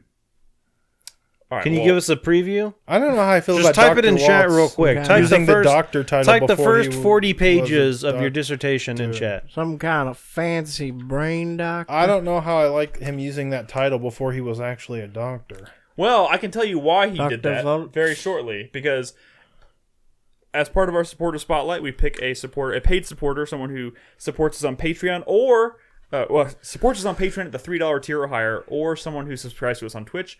This is our second month doing this. We ask you a series of gaming related questions and community related questions, and then throughout the month that you are selected, we read your responses out and comment on them. Real quick before it scrolls away, Dr. Walsh's dissertation is on intrinsic physiology and experience-dependent plasticity of the zebrafinch caudal mesophallium. Holy shit! Did you make that up? It says mesopallium. Yeah, mesopallium. Wow, that's crazy. Well, that's interesting. Them big fancy words won't get you nowhere around these parts. So, we ask a series of about 8 questions or so, and then over the course of the month on each episode during this segment of the show, I will read those responses, comment on them. This first week or so, we typically just introduce them. So the first few questions are, introducing the supporter, Getting to community. know Let's them. get to know them a little bit. We just got to know Dr. Waltz a little bit. He shared his news about becoming a doctor very soon. Dr. Waltz his name is Andrew, and he's from Maryland, but currently in Virginia for graduate school, which we just talked about, which he shared, which is exciting. In 2 weeks, he'll be an actual doctor. We asked him what the origin of his chat name is, and here you go, Brad. It says, my chat name, Dr. Waltz, came from an in-game name I used a long time ago. It used to be Black Waltz, named after the Black Mage bosses in Final Fantasy IX. Those bosses are burned very clearly into my memory as well. But someone had already taken that on Twitch, so I just put Dr. Waltz instead since I was going to pursue a PhD. Does that satisfy you, Brad? Gotcha. Do you feel better about his decision to use the word doctor? No, All right. it's presumptuous. Doctor's a made up title anyway. Yeah, I mean, it's invented, right? I mean, At some point, we everything- decided that Everything doctors is were a everything thing. at some point was invented. Yeah, so what's the problem? Good point. And then we asked him, what is an interesting fact about yourself that the community might find interesting or funny? And this is a quick one. He says, I have never played all the way through Half-Life 2, and I never plan to. Never plan to. Never plans to. I think that's the more interesting part of it. He never plans to. And I'm not sure if that's just because it's not his type of game, or He's out there dodging it. maybe he can tell us in chat. I think First of all- there are plenty of games on my backlist that I plan to play, but I probably never will. There's constantly new games coming out that I'm like, oh shit, something, I gotta play that. Well, I since gotta play Dr. that. Waltz is joining us in chat tonight. He says, I just think it's boring, lol. There you So, go. let's just say if he did have a plan to play through Half-Life 2, his name would be I Beat Half-Life 2 Waltz.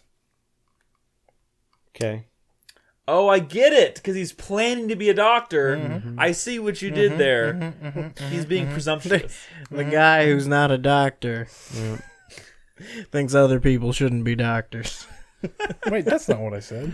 That is exactly what you I said. said- You I could said call myself doctors were Astronaut witchmen Brad. who were trying to curse our souls Brad, you're too tall to with be their an astronaut. infernal Is black that, Is that magic. true? I think that's accurate. I Motherfucker. think the max you can be I feel like Gary is like Sinise is pretty 6 tall. foot. Everyone can knows go. that medical schools are small.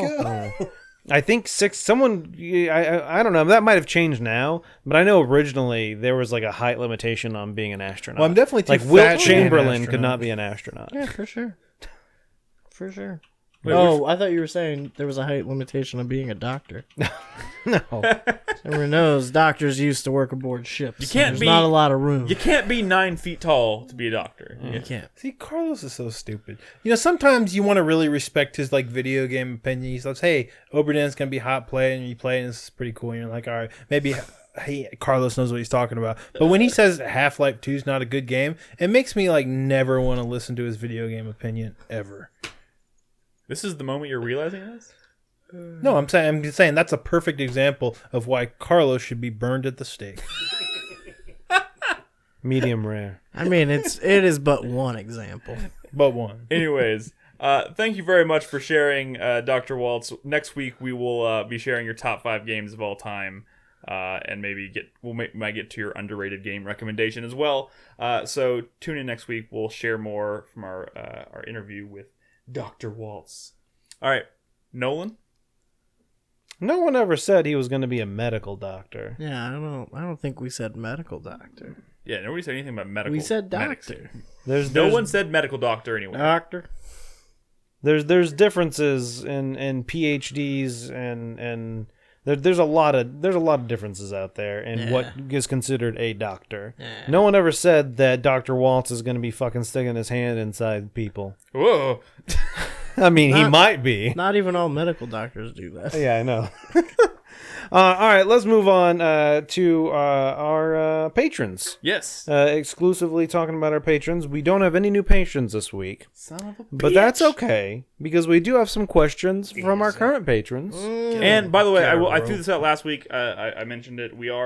There are some people who support us on Twitch, not on Patreon, who would like to ask us questions. And if you would like to do that, you can drop into the new supporters chat room in our Discord at discord.gg/4player. And you can leave your questions there if you're a supporter on Patreon and your account is linked to your Discord account. I have one question from Uranium Bullet that we'll read from there after Nolan gets through our questions from patrons. Cool. So, questions from patrons. First one this week from B. Rice. What's y'all's favorite pizza place in Austin? Oh, God. There's a lot of pizza places around here. Yes, there's are. a lot. My top 3. Go. Okay. We didn't ask. I came for 3. prepared. Are they ranked? So my favorite pizza place in Austin is Salvation Pizza. My second favorite pizza place is the basic choice, and that is Home Slice. And my third favorite pizza place is Jet's Pizza down south. So I've had Jet's Pizza. I've only heard of pretty good. 2 of those. Jet's Pizza. Where is Salvation Pizza? There is one on like 56th Street or something, just north of campus. It's right by where that new Rudy's is being built. And then there's one down on Rock Road, or up on. Oh no, I'm sorry. There's one on Rainy Street. Rainy Street. Yeah. Okay. Gotcha. But I just go to the one up north campus. And Jet's Pizza is the one that they always cut in squares. Yeah, right? Jet's Pizza is like a northern pizza chain, and there just happens to be like one of them down here. I can do my top 3 too. Number 1, Little Deli. Really fucking like Little Deli's pizza. Wait, I went there once. Oh God, is that off? Yes. I can't remember. Never It's pretty close to where you live. I guess close compared to where I'm at. Is it back in the middle of a neighborhood? Yes. Yes. I've Yes. been there. Number 2 is Double Dave's. Number 2 you was want a Double buffet, Dave's when I was in college, you and they had want a buffet. the pizza rolls. Number 2 is Pious Pizza, not technically in Austin, but in the Austin area. And number 3 is 600 Degrees. Where's that? It's up here. Yeah, what are these fucking fancy I like. Dude, there's so many pizza places around I here. like Fancy Via pizza 313. 313 is good. Yeah. Are any of those The chains? Or are they fucking all, like, Detroit local style places? pizza. Yeah, 600 Detroit Degrees, I style think, is pizza. a chain. It's Get weird the Cadillac because it's like with the thick it's- preserves. It's that thick crust pizza that they cook in like these iron pans, and then the way they do the sauce and cheese is they put the cheese on, and then they like do a line of sauce on top of the cheese. Yeah. It's weird. but Brolos, it's they're good. building a Pine House Pizza up here. They are, and Pine Yeah. House Pizza is one I was going to bring up. It's also a poorhouse, but it's not really a pizza place. It's more of just a Yeah, bar. they happen to have good pizza. pizza there. There's a place here in Round Rock called Slapbox Pizza. Never fucking heard of it. Guys, Dude, there's so many guys, we places. need to do a It's pizza tour, downtown right? Round Oh, Rock, there's this and they really do good place. slices that are like the size of your head, bigger than that actually. There's a really There- good place there- by my house called Domino's. There was a pizza place in Houston. I can't remember what it was Sorry. called now, but they Derivative. served like a fucking 48-inch pizza. Jesus. And like my friends' parents would get it sometimes, and they had to fucking put it in the back of their Suburban to like get it home. And then when they got it home, they had to fucking angle it to get it through the doorway. Nice. And dude, yeah, the slices were like that long. I've said it before too. I really like Blaze Pizza, but that's a chain. Yeah, You can find that all over that's the place. fine. I mean, dude, don't get me wrong. I fucking like Mod Pizza. I like Pizza Rev. I like some of the chains are pretty Those good. ones are okay. I don't know, the whole like Subway of pizza thing. It like compromises the quality. Maybe Somehow. I like You the must thin suck at crust making though, pizzas. because I like the thin crust. No, but like you can't get a pizza from that place that isn't like undercooked. That's not true. That's not true. I've is never had so that true. problem at Blaze. If anything, they're always. Have you been to They're Pizza always Rev? like cooked. They're Yeah. almost burned. The one over here by Yeah. yeah. I've never had an undercooked pizza. I mean, though. Pizza Rev and Wait, and do you get the Mod double taste dough? Exactly. No, I don't. Okay. I don't. I'm like minimal on pizza toppings because I try to avoid soggy floppy pizza. well, you can like ask for that. them to cook a little bit No, I longer. know, but like it just sucks. All right, anyway. it's just bad. Moving on, Shadow Step. How did you guys come up with the idea for your podcast picture? I think he's talking about the art that we've been using. Yeah. And if Nellifi. Nellifi actually did that Nellify. for us. Lovely community member Nellifi. No Luffy. Nellifi. Nullify. Who we have met on multiple occasions at community meetups. She's and a whatnot. delightful lady. She is a delightful lady who does wonderful art. And she did those caricatures for us sometime last year. Yeah, a little and over it a was- year ago. Yeah. Yeah, and it was really quite easy. She was just like, "Hey, I'm going to do this art for you guys. If you, I think she asked What us, do you want to look like? Yeah, Yeah, she pick asked your us favorite video game opinions on our character. favorite video game characters, Yeah. and that's where the idea for each. So each of us are kind of modeled after one of our favorite video game characters. exactly." So that was pretty. That was Nick's really, dressed really- up pretty close to his avatar right now. Oh yeah, I forgot. Yeah. But yeah, Nellifi did a wonderful job on those. So you can hit her up in Discord or Twitter or whatnot. Let her know she did an awesome job. Cool. Moving on. Next question from Hunden. After watching you guys play VR games during the Halloween stream, I got curious. Could you guys share your thoughts and opinions on what you think are some good key elements to a good VR game? For example, I feel one of the strengths of VR is the way it can visualize space and distance. I think Super Hot VR is a good example of using this. Having space and distance working almost as a base mechanic in a game without making it feel like a gimmick, if that makes sense. Thanks. I think a key component is, especially in like, if you want your game to stand out, I guess, is make good use of vertical space. Maybe more importantly than just general space, because that every time that my mind's been kind of blown in VR, I think it's been like looking up or looking down. Right. Something like Just looking really over good an sense edge. of scale in general. Yeah, I mean, but I think that's more of just like understanding, like he's saying, that space and distance applies to 3 dimensions. Yes. Yeah. I think I also think that movement is like, That's tricky. It's super tricky, and like if you're gonna move a character through that space, like you have to be really like sure about how you're presenting movement options to the character, Yes. or to the player, and that can make or break a game. yeah, I still think that the ones where a you lot of just the best teleport ones, are a lot of the best VR games are the Fine. ones that just like don't even deal with it. Honestly, or like a good third person one, Yeah, like Astrobot proved. Right. So- where you still have a good sense of you're presence, on a but rail. I was though. terrified. Are you done with that yet? I'm on the last world. Hurry up. I'll You bring said it that next week. last week. Yeah, well, I can't talk about Astrobot every week. Yeah. No, what to add on to that, yes, I agree. A sense of space is very important. When you get that feeling of you're on like you're in a place and you can look over something and you feel like if you take a step you're gonna fall. Dude. When you get that, that's when it feels good. And it's one of those situations where it is impossible to explain a good VR game to a person to have them like really feel it. It's one of those things when Brad first told us all about Super Hot, we were like, yeah, I believe you, it's good.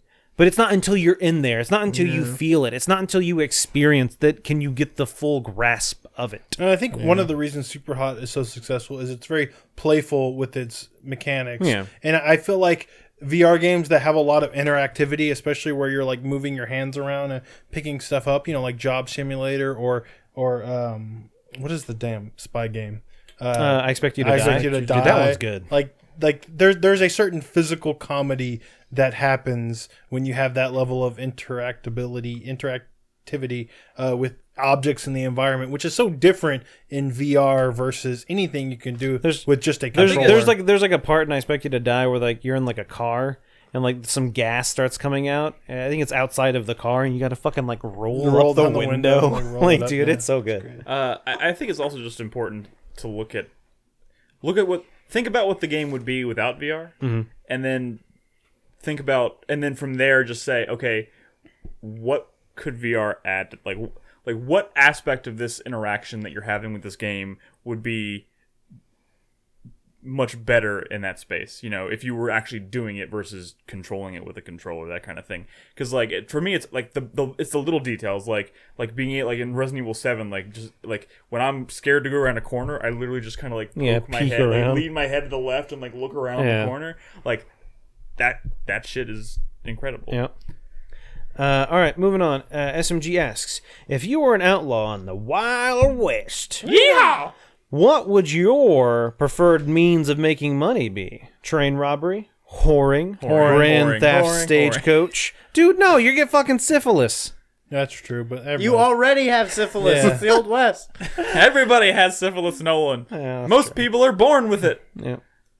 I'd basically be like Al Swearingen and just, more or less be in charge of a town. Dude, I think like under the table, like doing a little bit, hustling. Maybe stealing some cattle. Just a bit of hustling and a wrestling. I don't know about wrestling. I think it'd be pretty easy to kind of sneak onto someone's property and get a few cattle here and there, a few herd. I think it's bridges mostly. Yeah. Honestly, I mean that's a. I mean, I don't know. What's a good question? Yeah, horn, fucking mining gold. You know what I'd do? I'd start a religion. There you go. That's how you get rich. I'd make a tollway. You gotta pay some dimes to get through here. Damn.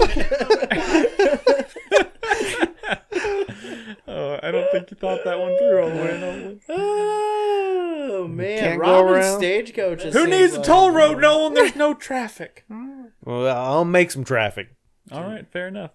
The funny thing though is like you could just go to any shop and like break a hole in the wall. Yeah. Like, they're all just made of like weak little planks of wood. Yeah. It'd be so easy to rob people. Yep. But that's why most people slept in their shop with like a gun. I think I'm just gonna stick with whoring. Yeah. Whore. Well, Nick, the fellas would love you. Next question. Damn from right the they Green will. Goddamn. Fluffer. Oh God. The Green Goddamn asks, late Halloween themed question. If you could make a Frankenstein-style monster from the people currently on the couches, which part of each person's body would you use? Flesh golem. I thought about that a lot actually. I think I would use Nick's head. I was hoping this would be a video game Frankenstein, but The problem with Nick is if you use any other part of your body, you've just got like this small monster, which is kind of weird. Like I could use Brad's legs and Nick's arms, and they would just be like a T-Rex. completely- Yeah. I would use Nolan's hands. He has amazing hands. I would take Nick's legs and I would put Brad's head on top of him. And that's it.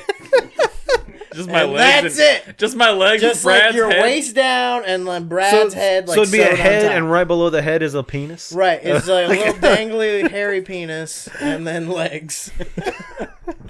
That's horrifying. But I think that's the best answer. When he lays Flesh when he lays down, it like flops on his face. Bam. Nailed it. I don't know how to answer this. I think Crispy just did. I think that's the only correct answer. What if you took Brad's body and put Chris Davis's head on it? And then Chris Davis was taller and more intimidating. And then those lists would be on time every year. All right, that's a pretty good answer. We have one more question from one of our supporters. Sorry, hold on. This is a question from Uranium Bullet. He put If I Like take Nick's posted this. feet, would I just fall over? Like Nick had mentioned, I just read his off feet? all of the questions from our patrons. If you are a patron, every week we post a thread on Patreon where you can ask any question you would like. Or if you support us via Twitch, you can ask us questions in Discord. Which here we go. He says, with the holidays coming and hopefully not too much ice or snow with it, we are officially in comfy season. That wonderful time of spending snow days off work and What the fuck? I don't know where you're talking from. about? There's nothing happen here. What in tarnation? What in tarnation? What? That wonderful time of year spending snow days off work inside the house, snuggled in a blanket with hot chocolate, playing both new and old nostalgic video games. So, what's everyone's favorite comfy game? Those titles that you want to still play on those cold winter days. For me, it's titles such as Morrowind, Animal Crossing, and System Shock 2. Speaking of System Shock 2, watching Brad and the Nerd King himself, Carlos, played on the feed on Cold Winter's Day around January 2011 was my favorite comfy streaming moment of all time. Hope the Nerd Duo returns for System Shock 3 on the feed whenever it's released, because Brad's Melvin voice is hilarious. So the question is, what are your favorite comfy games for this time of year? Comfy game. I think for me, it's if I think of a comfy game, I think of like a mindless game almost. Not necessarily mindless, but like kind of something. I don't know. For me, it's more of like those kind of like guilty pleasure games, like Binding of Isaac or something like that, or whatever. I mean, I don't too often nowadays play like comfy games or like go back. More so lately, it's just whatever's out at the moment. And you don't really associate it with this time of year because we're just desperately scrambling to like finish up fucking Chris and Davis over try here. any game by the end of the like, year. Get to fucking work here. If you Chris want Davis is busy ruining our holidays. comfy games, though. What's up? Subnautica. Subnautica would be a good one, and it would be. Did you hear Ben Prunty is going to be doing the soundtrack for like the big giant Update? expansion? Really? It's not an update. They're doing a big giant. I do like me some Expansion. Ben Sorry, it's Prunty. an expansion, not an update. Well, no, I mean it's like a different world. I will say, I actually talked about Believe. this with some coworkers the other day. It was not the cold front that came in yesterday, but like when we had a cold front a couple weeks ago, and it fucking was in like the 40s. Yeah. And I kind of looked outside, and it was a gray, overcast day, and I was like, man, this just reminds me of back in the day, like holiday from school break. You'd have like a month off, and you would just play games all day long. I mean, and the good just, thing is like, you know, bundle up in a sweater. You got your fucking. I don't get your 2 weeks your off I swords. got when I was in school, but like most years, Thanksgiving and Christmas both fall on like a Thursday, Friday, or a Monday, Tuesday. So I end up getting like a 4-day weekend. So like I spend that entire 4-day weekend usually playing stuff. I wish I could. I wish I could say I would go back and do like replay old things for nostalgia. If I did, I'd probably jump straight to like Final Fantasy IX, to be totally honest. I associate that especially with Christmas. But it's usually just me playing catch up with the current year. I got one more comfy game. Damn it! I was gonna say before you said. Oh, go ahead. On a nice cold day, I like to do the horizontal polka. You know what I'm saying? Does that mean sex? Can your hips handle that still? My hips. Your low baby bearing hips. Because now that you've had a child, After you've been your half-minute hero there, what happens for the rest of the day? it's mostly my shit. knee. Half-minute hero. It's mostly my Sick knee that bird. gives me trouble. I got a bad knee. Yeah, I too You have know, a bad knee. sex, or as we like to I get call post-bone and knee that. Wait. it. No. Finish it's that not- sentence. No. Please do. No, I was going to say my other comfy game suggestion is Kentucky Route Zero. Isn't that finally gonna finish? This Yeah, year? it's supposed to. Supposedly. Yeah. Theoretically. Some say. I think it's for me, if you weren't talking about comfy, it's definitely not like a Dark Souls or something like that. It's one of those games where you can just chill and play. I do long for the days where I'm and I guess people from up north don't really understand. We don't get winter here. Like our fucking winter. Hey, it's cold enough for me to Well, consider. we certainly get consider winter. seasonal affective disorder. Our winter, starts in December and ends in like February. And the coldest we get is like 20s. Hang on. 20. It doesn't snow like it does up north here, but like come February, I still want to blow my brains out every year. So I mean, we get winter. Getting down into the 20s is fucking rare. Though. Okay, like but a we do get couple of days a but year. we do maybe. get down to the 30s quite frequently. Dude, it snows way more here than it does in Florida. well, that's because you're right by the ocean and whatever. But anyway, I do wish, Crispy, I will say it is hot more than it's cold here. A Sure. significant amount. Okay, but just because like we don't spend 8 months of the year in winter like I don't want they 8 do months. up north, I want like doesn't mean we don't get winter. I want it to just not be 40 when I wake up and then like 70 by midday. because that's like the shittiest kind of weather we get a lot here. Yeah, it's when true. I fucking have to bundle up how when do you I'm dress leaving for the that? house, and then all of a sudden I'm like, oh shit, it's like hot now. Sweating balls. Hey, Yeah. I mean, hoodies. That's like living by the desert. hoodies really get a workout down. Final thoughts on the actual question at hand, but comfy games. I feel like my comfy game, hopefully this year, when the Thanksgiving and Christmas breaks kind of come around, is probably going to be playing Dragon Quest and or Monster Hunter World. He says that. He Monster says Hunter that. World's That's not a comfy game. game. Yeah. That is says like that. intense, like He's edge full of of your shit. seat the entire time. I will- Then probably will- Dragon Quest. Nick, Dragon Quest is a comfy right? game. Look, for sure. the Nick plays Monster Hunter World train has left the station a long time ago. Let's just admit it. I will never admit it. You should admit it. All right, well, that's You all the should play it. questions from our supporters great. this You're week. not Thank going you to everyone for their questions. Once again, we will post another thread in Patreon next week, or you can ask us in the supporter Discord channel. Exactly. So first of all, thank you everyone who supports us on Patreon. Thank you everyone who supports us on Twitch. We definitely appreciate it. If you want to support us on Patreon, patreon.com/4player. Now, let's wrap up the show with the 4-player minute. Yeah, I'll go first. Guess what? I got 4 hypes this week. Positive Brad. My first one, Night Dive Studios teased Blood. Monolith's Blood. I guess their first person shooter that they did. And that's a really cool game. And what I like about Night Dive Studios is when they make kind of old, clunky, hard to get running, PC games. It kind of modernize them, makes them user friendly. I think everybody should play Blood. It's a really cool 90s shooter. So I'm excited about that. Is there any confirmation on that, Chris Davis? Do you know? Not official. Okay. But, I mean, it's pretty sure it's Blood. My second hype is for the Castlevania series on Netflix. It's in season 2 right now. It's really cool. There's a way more like fan service going on than I expected. Season 1 kind of started a little slow, but season 2's got some cool shit. It's going from like that Castlevania 3 storyline, and it's bringing in elements of like Curse of Darkness. Like Hector, the main character of Curse of Darkness, is in the story, and he's like bringing this devil familiar. In Curse of Darkness, he was like devil Pokemon. He would like bring these monsters to life, and it was sort of like an evolution of the familiar system from Symphony of the Night. He was a cool character. He's in this shit now. There's this one point where Dracula moved his castle, and there was it was like the save point from Symphony of the Night. Oh, really? It was fucking cool. It even had like this the 3D fucking- effect.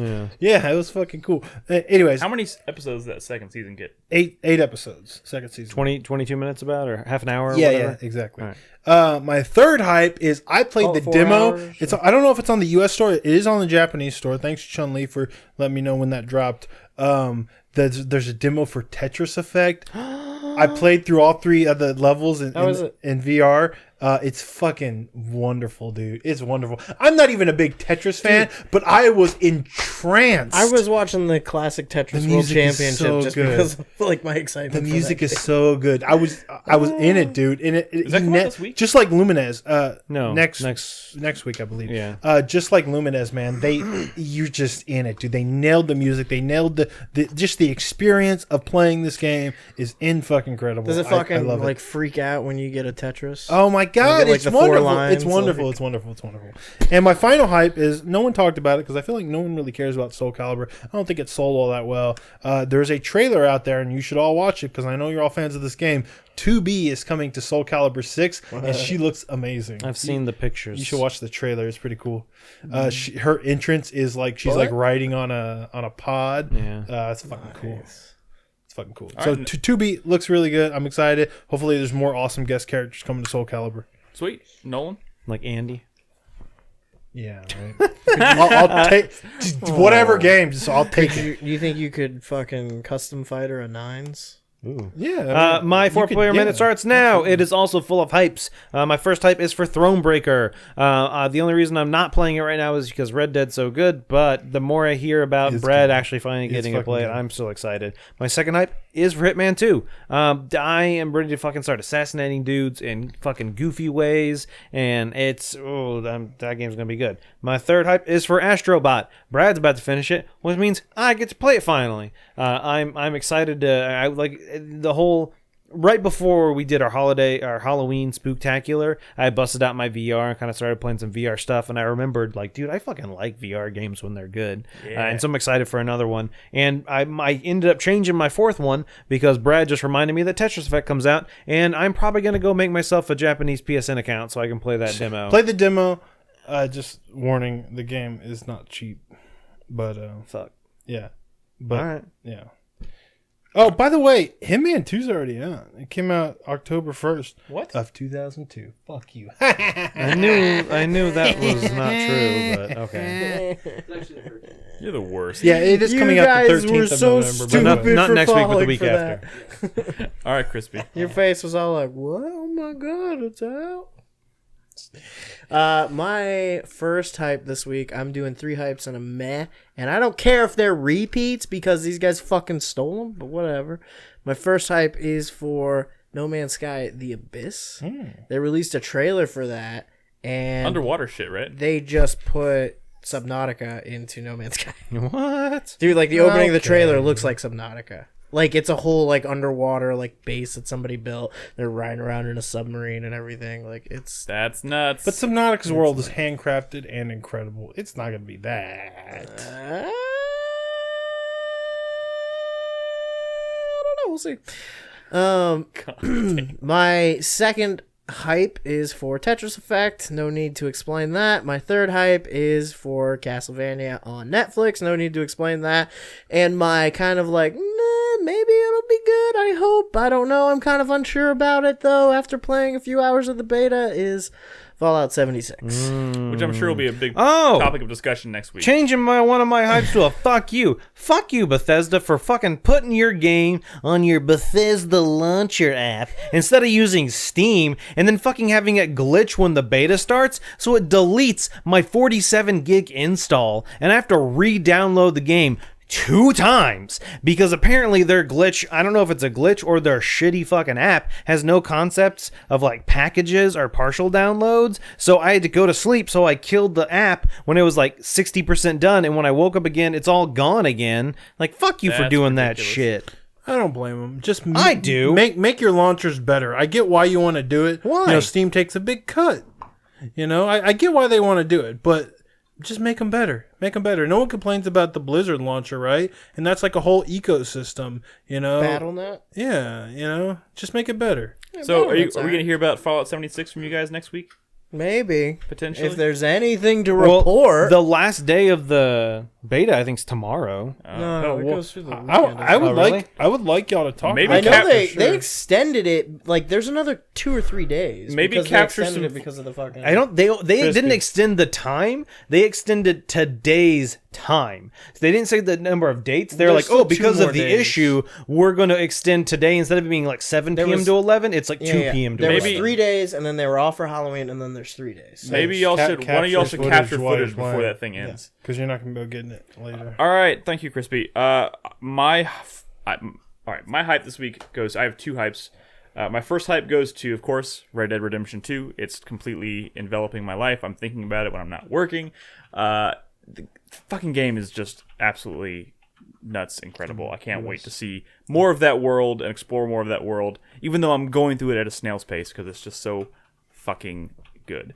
My thank you this week goes to, not to Rockstar, but specifically to the people who work at Rockstar who spent so much time, perhaps too much time. So many hundred hours a week. So much time, perhaps too much time because of Rockstar management.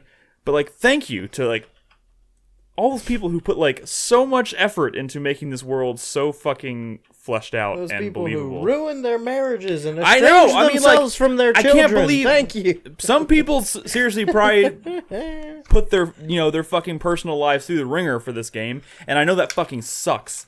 And it even makes me feel guilty sometimes playing it because of shit like that. You But, should like, feel guilty, but Nick. thank you to each and every one of the people who spent all that time doing that. That's pretty fucking incredible. My sweat goes to... So I just finished Daredevil Season 3 last night. And we obviously saw Netflix cancel 2 Marvel shows last week, Luke Cage and Iron Fist. I thought people kind of like Luke Cage. Yeah, it was fine. okay. Nobody What said about that everything. Black Lightning? I thought people liked that show. Black Lightning. People Oh, that's do a like CW Black show. Lightning. Oh. That's not a Netflix show. The show is good. My though, right? my Yeah, it's been concern. doing really well. They've canceled 2 Marvel shows, and to be honest, the only one I really care about is Daredevil. I mean, I like Jessica Jones. It was fine. The first season was pretty good because of the villain, but like the only one I seriously care about, like that I'm invested in, is Daredevil. And after seeing season 3, I really, really, really hope that they renew it for season 4. Did you see the crossover poster for that Flash Arrow thing where they're doing an Elseworld event where it's like if Barry became Green Arrow and if Ollie became Flash? Yeah. So there's a poster with the 2 of them in each other's costumes, and it's like you can't even tell the difference because they're both just generic looking white guys. This is like like just Flash has a beard now. Hold on, I want to look. this is a super dated conversation. I get it, and I really like David Tennant, and I watched that first season for the most part of Jessica Jones. Yeah. But like, why didn't you just wear like headphones all the time? Right? Dude, Because his whole thing is pheromones, isn't it? Yes. yeah, But if you can't hear it, you don't know what to do. Yeah, but if he's still like controlling you, then you'll want to take the headphones out, right? No, you wear them all the time. Like You Jessica just, like, staple Biel them in into the your third ear. Blade movie. hey man, Why you know didn't what? she just take an ice pick and pop her eardrums? Yeah, Good idea. That's a good idea. like some of the people who scoop their eyes out. And oh my god, this is getting dark. I just wanted to say I hope they don't cancel Daredevil because that show is still legit amazing, and I hope it keeps going. That's all I'm saying. Are there any like big heroes or villains in this new season? Yeah. Is it a spoiler? You don't want to tell me? I mean, is it a spoiler to say who Flash the villain with is in beard. season 3? I don't know. The villain? Do you know who the villain is in Oh season my 3? god, is it? Yeah, I know who it is. I mean, I think Just say it. Or is it a spoiler? Nobody would ever expect Daredevil to be fighting this guy. Bullseye. Is it Colin Farrell? Uh, Alright. He shoots good. He never misses. But also the Kingpin's back. So, and honestly, he is the more there you go. That's his present. He is the more present threat throughout the That's season, and it's really Daredevil's good. Rogues Is- Gallery it's really right there. fucking Is Alabaster Snide? What's his name? What's his name? What the? I have fucking- one more hype, and it's Wilson totally Fisk's, unrelated to like, video games. So y'all can keep talking paralyzed if you from- want to. It's music related. Snide If or you're, something? everyone knows I'm a What's up, Slipknot Mike? fan. Slipknot released a new Chameleon? song yesterday. Fuck you, shut up. Slipknot released a new song yesterday on Halloween, completely out of the blue, Did and you it's fucking just amazing. Shut me up for Slipknot. I did, bitch. Shut up. On Halloween. On Halloween, On brand. and it's an amazing, yeah, on brand. And it's fucking amazing. Really So know if you're their audience. if you're a fan of Slipknot out there, check it out. It's pretty fucking amazing. That's all I wanted And to Final say. Fuck You goes to Rain because it ruined my Halloween. We didn't go trick or treating on yeah. a single house. Oh man, it made my Halloween so relaxing. Dude, I had there- one trick or So treater. many kids showed up to my house, like just wet, just like teenagers, like 14, 15, 16-year-olds. Dude, one of them, because I have like a doorbell that has like the camera or whatever, and he was like, "Why do so many people in this neighborhood have this? What's up, man? Check out my album." And he was like fucking talking into my doorbell. Oh my Yeah. god. But yeah, just so many kids. Just like kids that had like trash bags on them because I literally had one kid come. I had door. like 40 kids come. We had a pretty good turnout. Anyways, I wasn't at my house. you know what? That's a wrap, guys. Thank you so much for listening. 4Player Podcast. We'll be back, of course, next Thursday night for another episode. You can find us if you want to subscribe. Please find us on iTunes. On why am I totally blanking here? Stitcher? Yeah, it's not what I was. Spotify. I was like Spotify? I don't know. Spotify, I was like- Stitcher, iTunes. You can find us at 4playernetwork.com, of course. And we'll be We streaming- dropped off some of our LPs at the bar where you live. You can find us there. Exactly. And Check of course, out our band. we'll be streaming every single day live on 4pp.tv or at twitch.tv/4playerpodcast. Check us out. And Hit up our SoundCloud. we do have a SoundCloud. That's not a joke. It's on SoundCloud as well. Anyways, thanks for watching. We'll be back next week for another Hit us episode. up on Bandcamp. Don't forget to MySpace. smash that like button. Yeah. Goodbye. Bye, guys.